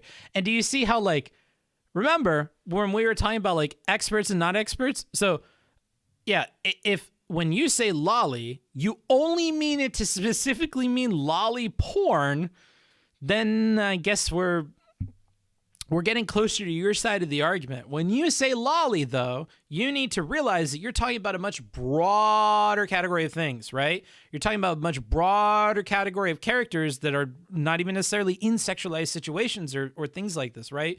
So you just want to be careful about that. Or genre norms or shows that, you know, kind of like go in this direction, but not really. Like, I think there's a lot of area there that you're not covering by specifically meaning porn by that. I don't think that's smart of you to do or wise of you to do. And I would advise against it. As somebody that spent a lot of time in the anime community when I was younger, like, yeah, I don't know if you're getting a full scope of that by thinking about it like that. But this is about whether you would allow it to be breastfeed by you. Sure. But it's not really. It's about, would I allow a cat to breastfeed off of me if it was on the verge of death? Would I allow a cat to breastfeed off of me to save its life? That's all we're asking here. We're not asking, would I allow it to breastfeed on me? Because otherwise we would ask, hey, if I had a cat right here and this cat could like communicate thoughts to me and it told me, hey, I kind of want to breastfeed off of you, would I say yes? You know, like, I think this gets closer to it, right? Or like just asking straight up, would you be cool with breastfeeding a cat? And then somebody can ask their follow-up questions for details on such a situation. But yeah, I don't know. I think there's more interesting ways of asking. Booksmart's being mean to women of color. Color me surprised. No need to, because I have plenty of people of color in my audience. Going by the statistics, you may very well already be color. I'm sorry. That's my one racist joke that I get this stream. Please forgive me for that one. I don't know. Some people are weird. True. Some people do be weird. But I think most people would save a cat by breastfeeding it. That would be my guess. I would hope. I think breastfeeding of all kinds should be outlawed. Nice. Based. Anti-weebs tend to not understand that people can like lolly-ish characters without any of that enjoyment being sexual in nature. Yeah, like Beatrice from fucking ReZero. I really like Beatrice. I have no sexual anything with Beatrice. Like, I'm not even sure that's even in the show at all. It may be in the manga. I have no fucking idea. Or light novel or whatever the fuck it's based off of. I didn't see it at all in the anime. On the other hand, with the Shinobu character from Monogatari, there is some very sexualized stuff, like, and then there is like romantic stuff like kissing and whatever. So, you know, more dodgy. That's why I went out with that one, because I'll give you something that's closer to your side of the argument. But yeah, like we can look at something like Beatrice from ReZero, who's this little like lolly character that lives for like thousands of years as a spirit and like takes books off of shelves and speaks in a funny old-timey way, and you can like that character, and it has nothing to do with sexual at all, because that's never a thing in the series. So yeah, you can like lolly-ish characters without any of the enjoyment of being sexual in nature. That you can like lolly characters for the characters that they are, right? So I don't know. Yeah, I thought lolly was only sexualized. There you go. So it's not. Like, lolly describes like a certain kind of character, and there's lolly in anime that is not sexualized at all. Like, there are lolly characters that are not sexualized at all, and there are some that are, right? Like, and there same applies to Shota. There are some Shota characters that are not needing to be involved with sexual stuff, and then there are some that are, right? Like, I think that there's an example from what's that show called? Kobayashi-san. What is the right name though? Dragon Maid, I think is what it's called in English. I don't know.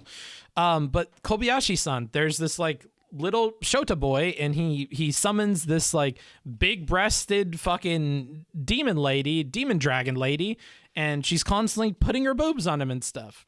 It's sexual, okay? That's getting sexual, right? Like Shota, I've seen a lot of, but I don't really watch, a ton of Shota stuff. Not really my cup of tea.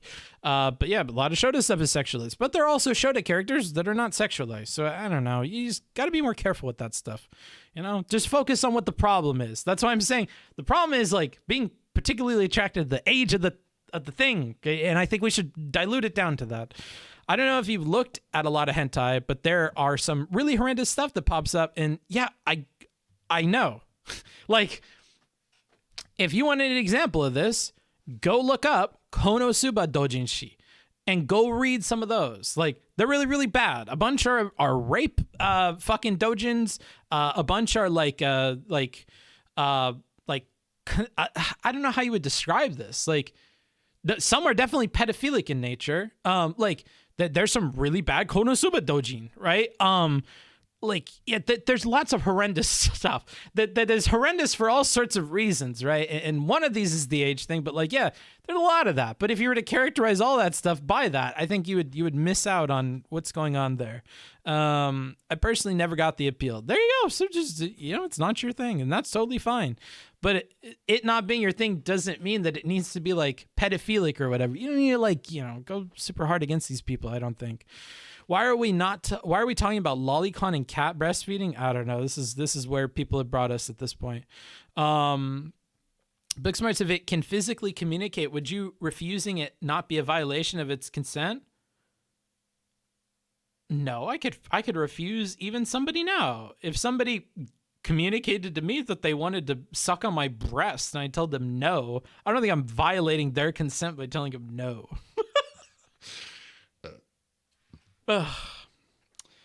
JohnTron, when did you start streaming on Twitch? A long time ago. I used to make these funny YouTube videos, and I streamed with this Destiny guy, and he was a total asshole.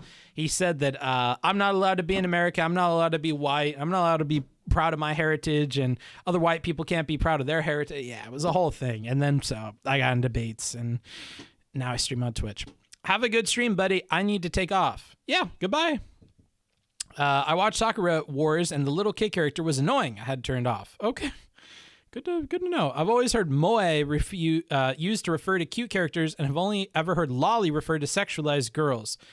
No. Like, lolly and moe are similar but different. Like, moe is like cutesy kind of thing, like K-on! But I think lolly has to do with a particular kind of like character design, right? I think lolly is more so referring to something like Shinobu or something like there's this like sorcerer chick from this other show I'm trying to think of that wears like gothic clothes. Another example would be from Gate. I don't remember what her name was. The Black Grim Reaper chick from Gate. That would be another example like lolly. She's not moe just because she's cute. Like, she's lolly because she's lolly, right? Like, I think lolly is its own very specific thing. And I think moe is its own more general, but still referring to something different. But this is because I spent a lot of time on anime, so these concepts are different for me. Wait, so you let the cat breastfeed to save its life, or you let the cat breastfeed as a Make-A-Wish kind of situation? I'd be fine with either. I don't care. I don't really care about the cat breastfeeding on me. I don't know. Lolly just means young girl, whether she's cute or not. I don't know, bruh. We're talking about anime. We're talking very specific. Tatsumaki from OPM, One Punch Man, is a cool character. Her sexualization makes me not like her as much. Yeah, Tatsumaki. You could like Tatsumaki for entirely different reasons than her sex appeal, but there is a sex appeal baked into that character. If you only like that character for her sex appeal, okay, understandable, I would say. Like, now, if you like that character for the sex appeal, and the sex appeal to you is that they are a young body or whatever, that's where we get cringe, right? That's where we get cringe. So that's what I would say. Geiger Counter and Emergence are two great manga examples of lolly not being sexualized. There you go. There's an example from Drunken Donkey. Sounds like plausible demand. Okay, bro. I've never seen these words used outside of porn categories in my entire history around weebs online. That's the groups you're choosing to hang out with. I avoided those people because they're fucking cringe. And some of them I can't tell if they're pedophiles or not. So, yeah, that's not a side of it you want to hang out with. I hung out with normal fucking, or as normal as you could get with anime people, right? Like, not beating their meat to fucking little girls or whatever. Like, you know, we're like watching normal shows. We're watching like the seasonal things that come out. Rarely, if ever, did we like read doujin or anything. That was something I didn't even start till like way later in life, like maybe my 21 or 22. Like I didn't start reading doujins till like way later. So yeah, awkward time to tune in a little bit. Okay, I have to like scroll the way down. I'm done with this, dude. Okay, I just want clarification. No problem, dude. Aren't lollies supposed to be petite women? If that's the case, what's the difference between Rukia from Bleach and Tatsumaki from OPM? Let me look up Rukia from Bleach because I don't watch Bleach. Oh, wonderful. My spacebar on my keyboard has stopped working yet again. Amazing. I have this thing with my keyboard where it refuses unless I like hit it to like work properly. And I didn't bring my other keyboard with me, so I can't. Oh no, I exited my chat. Oh no, guys. We're going to have to start over with chat. I'm sorry. I'm trying to Google this Rukia Bleach thing, but there we are. Okay. Is Rukia meant to really be... I don't know if Rukia is... So, full honesty, full disclosure, I've not watched the show, but I would say there's a big difference between Rukia and Tatsumaki. And I think part of that is in the sex appeal of them just caked into the character. Like, let's look at this for a second, okay? Let's actually take a look at this for just a moment here, okay? We'll switch this over. We'll put this here. There's still time. Yes, I know there's still time. Thank you for that. You guys can see the screen correctly, right? Let me move this to the other window real quick. Yeah, okay. So if we're looking at Tatsumaki, so this is Tatsumaki. So she has this like, you know, ooh, it's cut way up to there, and she looks like this, and there's shots of her in the air where these things are like barely going on like this, and she's got a body like this, and yada, yada, yada, yada, yada. And then we have Rukia from Bleach, which if we look at this, even in the outfit, even in the way that this person looks, like this is the worst that we can find, and she's wearing a towel and it's on some kind of like voice card thing. But you know, or maybe this, but I don't think that this is like something that is actually from the show, right? Like this character is presented completely differently than the other one. The other one is obviously blatantly sexualized, right? Or if we look up something like Shinobu, which I hope to God nothing bad comes up here. Shinobu Monogatari. If we look at a character like Shinobu, we kind of get a little bit of both here, right? And this is a character that looks like this. Some of the time looks like a itty-bitty little girl. And then other times she looks like this, right? So you can kind of think of this character what you will, depending on maybe what form that they're in, right? Maybe you like this form a little bit more and you like this form. But if you're into this form and you're into it for sexual reasons, that's a bit... well, given the context of the show, that's a bit yikers for me, right? That's going to be a bit yikers, but this happens with a lot of people, right? So you know, this is something to bear in mind. Yikes, that one's really yikes. Okay, so these are very, very different, right? We have a scale of bad, starting with your person from Bleach, going to Tatsumaki, and ending with like Shinobu, right? So that's what I would say there. That's a lot of words about a topic that I didn't ever think I would have to talk so much about. Never did I ever think I would have to talk about that shit so much. But yeah, there you go. Anywho, did you spill something on it? No, I don't think I did. The keyboard is like me. Maybe, dude. What's your favorite anime? I don't know. That's a hard question. I have no idea. If you had a button that would kill all the lolliporn watchers in the world, would you push it? No, I worry some good friends would be included in that, unfortunately. I don't necessarily think we need to kill people that watch lolly porn. I think that's a bit much. Bookie, Merry Christmas, my dude. Like, honestly, if I'm being 110% honest with you, I'll take this to a fucking yikers place where I bite a bullet, nobody shot at me.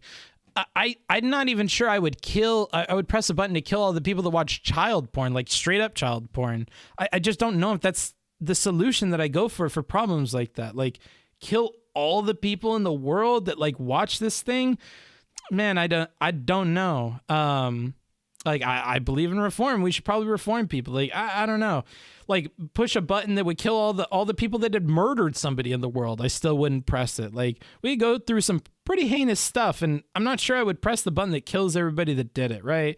So I don't know. Now, if that button happened to kill everybody in the entire world at once, as we've discussed numerous times in the show, I would definitely press it because I think wiping humanity might be an interesting thing for the rest of the world and good for it. But this select group of people, probably not.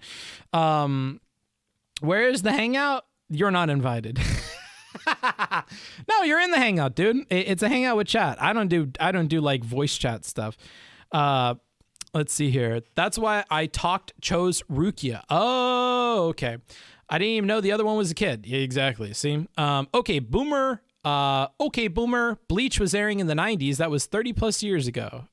I guess. I don't know. So again, I'd address each issue individually. By you bringing up another thing, we could do that to... Okay, you stop arguing in the chat. You've been warned, Shadow. And EI. Let's chill out, both of you. Both Rukia and Tatsumaki act their age, though, so that makes them less weird. True. Whereas Shinobu... Yeah. I mean, I guess Shinobu technically kind of acts their age, but they're also sexual, and they're technically thousands of years. It's tough. The curse of knowledge. Yeah, the curse of knowledge. You're basically saying you like cockfighting, but matadors are cruel to animals. I don't think that's saying that at all. Totally random aside. Okay, I'm not reading it. I'm cursed with all this knowledge of lollipop. But you have a problem with Shinobu? I do, and I already explained it. I'm not going to explain it again, bro. You fucking exclamation point rewind. Go rewind it, bro.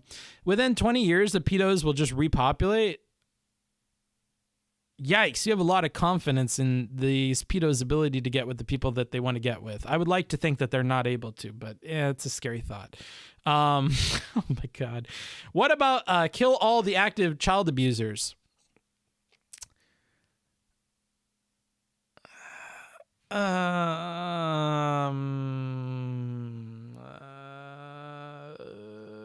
Prefer really not to speak. If I speak, I am in big trouble. In big trouble. And I don't want to be in big trouble. There you go. Bruh, you don't sound American. Ditto, asshole. Wouldn't kill pedos, but would kill millions of innocent people. Billions with a B. Okay, get it right. I'm going to go watch Demon Slayer for the first time, chat. Good night, Merry Christmas. Good night, Merry Christmas, sir. Or ma'am, or MB. Any of those is okay. I've learned a lot this stream. I'm happy you have. I hope it's not negative. I like to consume media that can't be mistaken for child porn personally. Okay, well, good for you. Some of us enjoy the spicier things in life. Matter of fact, I enjoy mushrooms. Mushrooms could be confused for things that could kill me, right? Arguably, doing child porn could get you fucking locked up for forever in jail, right? So kind of a bad thing. Maybe comparable to eating poisonous mushrooms and dying, right? In terms of consequences to impact the rest of your life. I still enjoy mushrooms fairly regularly. Could a mushroom be mistaken for another kind of mushroom that could kill me? Yeah. Do I think that ability for it to be mistaken should be what judges my ability to engage in the thing or enjoy it? I think that's a bit not the way that I think about the world, but fair enough to you. So Books is scared of endorsing suicide. What? What does that have to do with anything? Would you breastfeed the Pikachu on your right? Yes. I mean, like, even if you eliminated all of them in a video game, new pedos would be born and grow up, and the population of them would become about the same in time. I actually don't believe that. Because I think a pedophile is born every single time somebody... No, never mind. I'm not going to make this joke. Never mind. That one's just out. Just going to reel that one back in. Come on now. Come on. Come back in. We're not going to throw that one out. In Canada, if you order the wrong manga, they could check that shit in customs and you could get sent to prison. Happened to a buddy of mine. Yikes. Sucks. Get your shit together, Canada.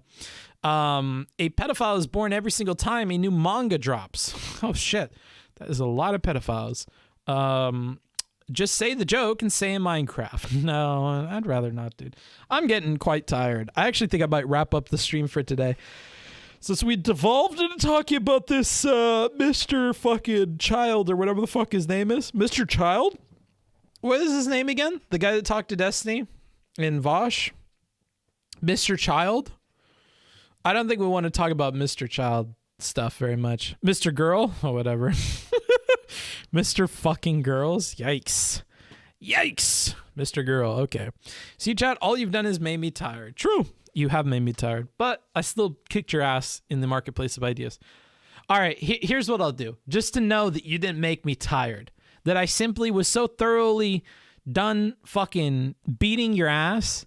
There is nobody strong enough to stop me. Okay? It's like in those fucking street fighting videos where they knock the other person out and they start fucking kicking the shit out of them when they're on the ground or punching the fuck out of them when they're on the ground, right? Like somebody steps in and stops that. I'm a god amongst men when it comes to debate and arguing, okay? Nobody's stopping me, all right? If I wanted to sit there and keep fucking verbally pummeling you and make you look like a dumb fuck, I could do it, all right? Let's be real there. So if you really think that the reason I'm walking away is because I could not do that to you, then come on, bring them on. I'll argue with you. Bring them on. I'll argue with you, but I don't, I don't think you have any more arguments. I think I've thoroughly wrapped this one up. Good night, Bookie. Merry Christmas.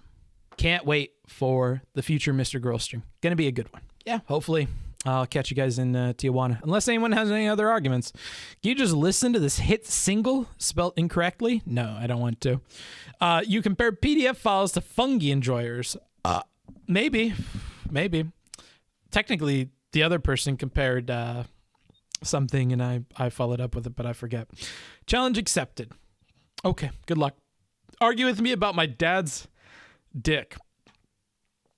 I think we have to time out the Stardust person for that. That's awkward. Argue with you about your dad's dick. Okay. I don't think you're an expert here. You should qualify that claim, Bookie. I'm not an expert and I still kicked your guys' asses. How many people are watching right now? How many people's asses did I just kick? Unbelievable, dude. Unbelievable. A god amongst men, truly.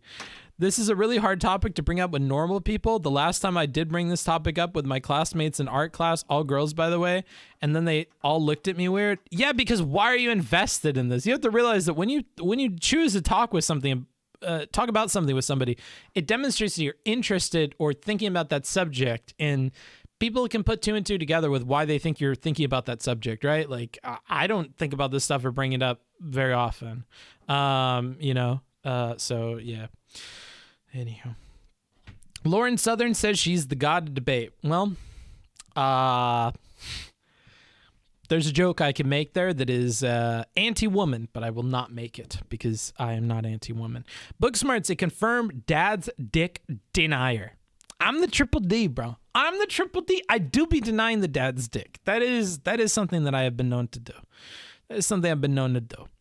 Booksmart's off topic, but what kind of bike did you/do you ride? Right now, I am currently riding a Triumph. I am riding a, let me try to find what the actual name of it is, because I know it's a Speed Triple, but I'm pretty sure it's like an old one. Speed Triple. 2, 1, 2, I don't know. Maybe it's 1999. I think it's 2002, maybe. Yeah, it is. Okay. So it would be a Speed Triple. 955i. There we go. That's what I'm looking for. It's a Speed Triple 955i. And I believe it's either a 99 or maybe a 02, I think. Yeah, I hope that answers that question. It's a nice bike. I think James Bond rode it. Consider this ass kicked. All right. What topic? Pedophilia or lolly anime? Is there a difference? I'm sorry, I'm muddying the waters at this point, and I just spent all this time clearing them up. Anywho, I will be ignoring Occam's stretch redeem. I ignore everybody's stretch redeem. Those things never get redeemed. I'm so sorry. I will talk to you guys later. Let me find a place to put the Twitch people for tonight. Wow, that's a lot of make them suffers and stuff. I don't do those, but that's cool of you. I think they get refunded to you, so you're wasting your channel points by putting those in. But okay, that's your prerogative, chat. Let's see here. I think it automatically refunds them, but if it doesn't, then I guess one day I'll go through that queue and you'll wake up and you'll have like 100-something thousand more channel points than you did before. Let's see. I guess Mr. Mooten or Chow. Oh wait, Andre's live. A4 Andre's live. I never ever talked to that guy. I'll let you guys pick. Do you want Mooten, Andre, or Chow? Your decision. Your decision. I will pick the one that I'm seeing the most of. Andre. Ooh, that's one so far. That's a sick ass bike. I think that it is. I think that it is. Let me show you guys a picture so you understand just what I'm talking about here. Okay. Let's go ahead and get in here. All right. This is the bike that I have. All right. This thing. Okay, it looks like this is black. These are built in the United Kingdom, formerly of the EU, right? This is the bike. Yeah. I think it's like a fairly nice bike. I have like a Yoshimura exhaust on it that cuts way closer up here, so I think it looks a little bit better than this. Does my wheel really look like that? I feel like my wheel doesn't look like that. I'll have to take a look when I go outside. Maybe it's because we're on the side that doesn't have the chain. I'm not sure. But I find it to be like a really attractive bike. Like as somebody who's owned like quite a few bikes, I find this one to be like particularly attractive. But hey, that's just my opinion. I like that it's like naturally naked. Naked is when you do not have pieces of plastic covering up all of your engine parts and stuff. These are called like fenders, right?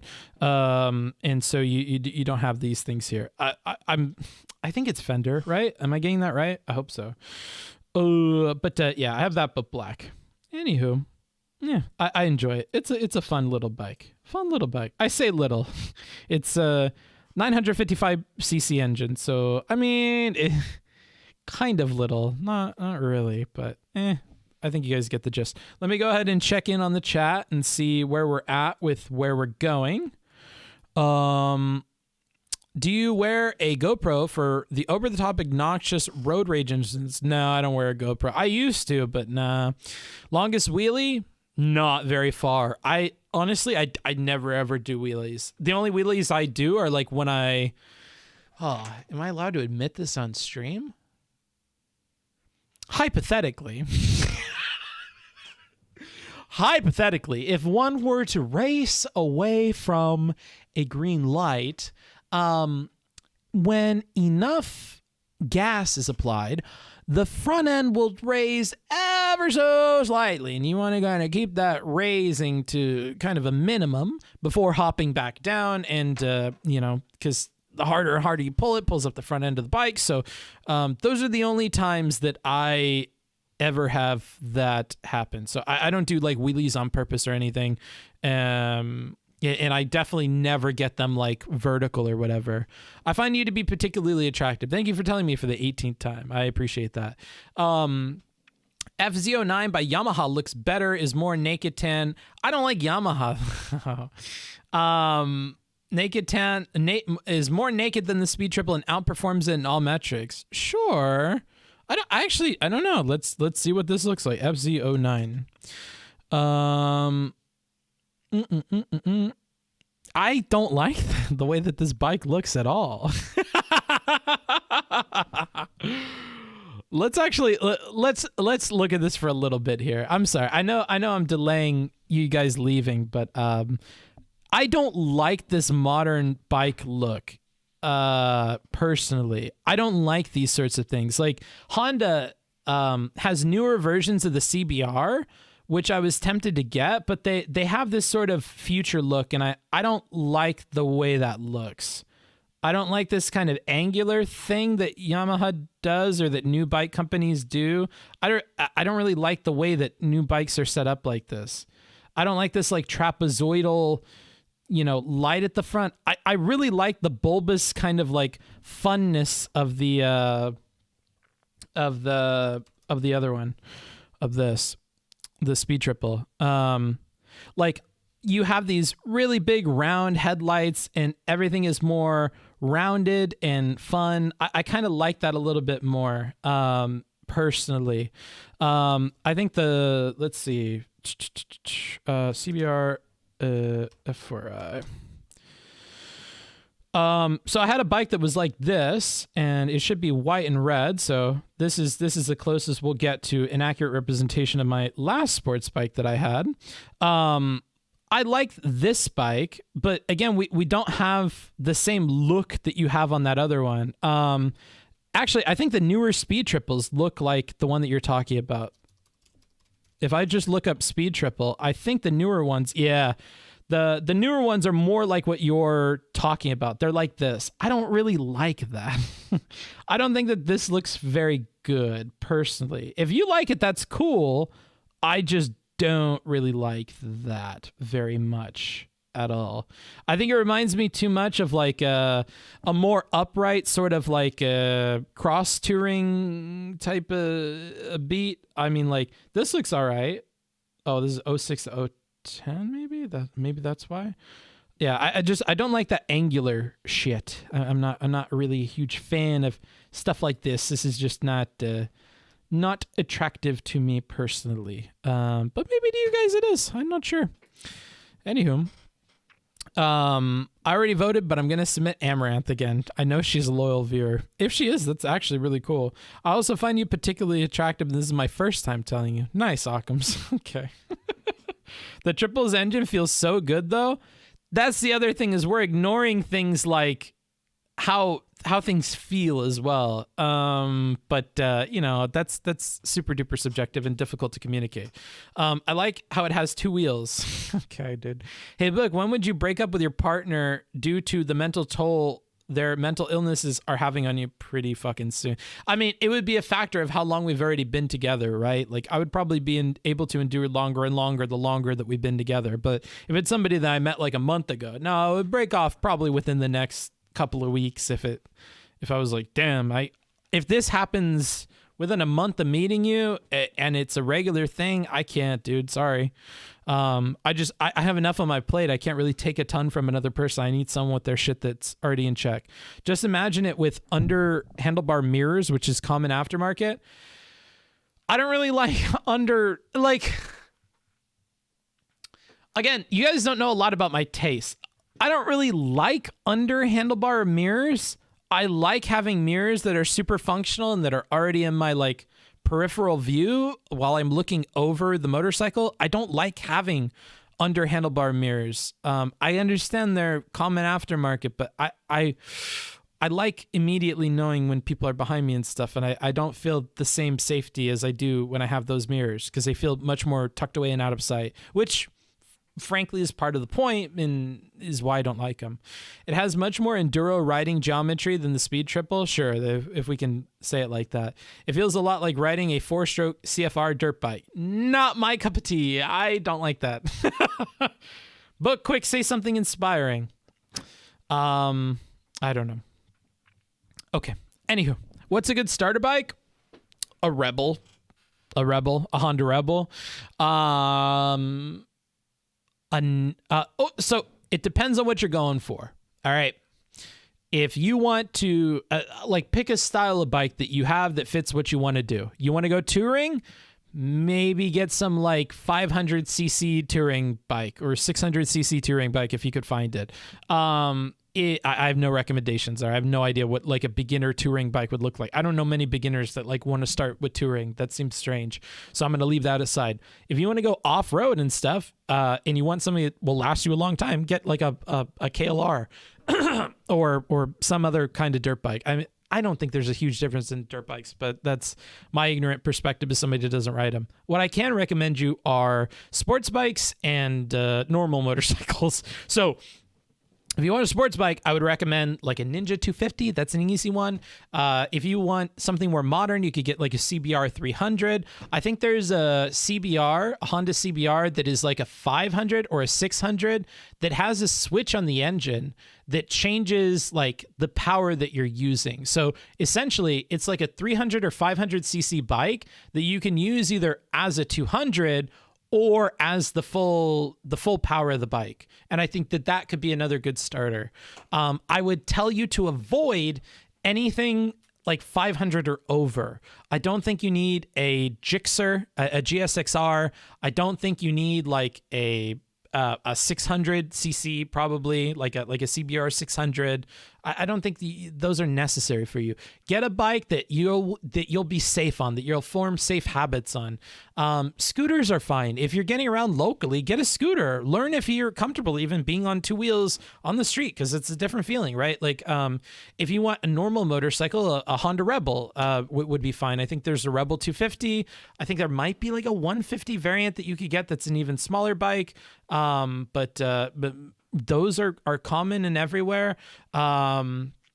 If you definitely wanted something beefier, you could go for like I think Honda makes the Vulcan, right? There's like plenty of bikes I could recommend that are all like cheap that you could get secondhand. Have you considered a Razor scooter instead of a bike? No, I like killing the environment, not saving it. I'm just kidding. No, I like the thrill that I get out of my current motorcycle. I got a 1200cc BMW R9T Cafe Racer. Okay, cool.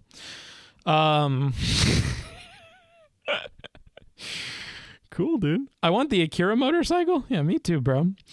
Anywho, I need to go put you guys away. We're going to A4 Andre because I didn't see anything else in my recommended. So let's go to A4 Andre real quick /raid. I posted a music video in general. Will you watch it? Nope. No, I will not. Happy holidays. Happy holidays, everybody. Thanks for spending part of your Christmas with me. I hope you have a wonderful new year, and I will see you guys in Mexico. Bye. Boop, boop, boop. Pile in, everybody. Pile in. Pile in, Twitch chat. We're going over to A4 Andre. And after that, I probably have to think about time stamping this, or maybe just going to Mexico now. I'm not sure. I think I could take a train. Anywho, you're going to Mexico? Yeah, I have a place in Mexico right now. Anywho, I'll see you guys later. Peace. And to the YouTube chat, thanks for hanging out. And I'll try to get those timestamps up as soon as possible for you guys.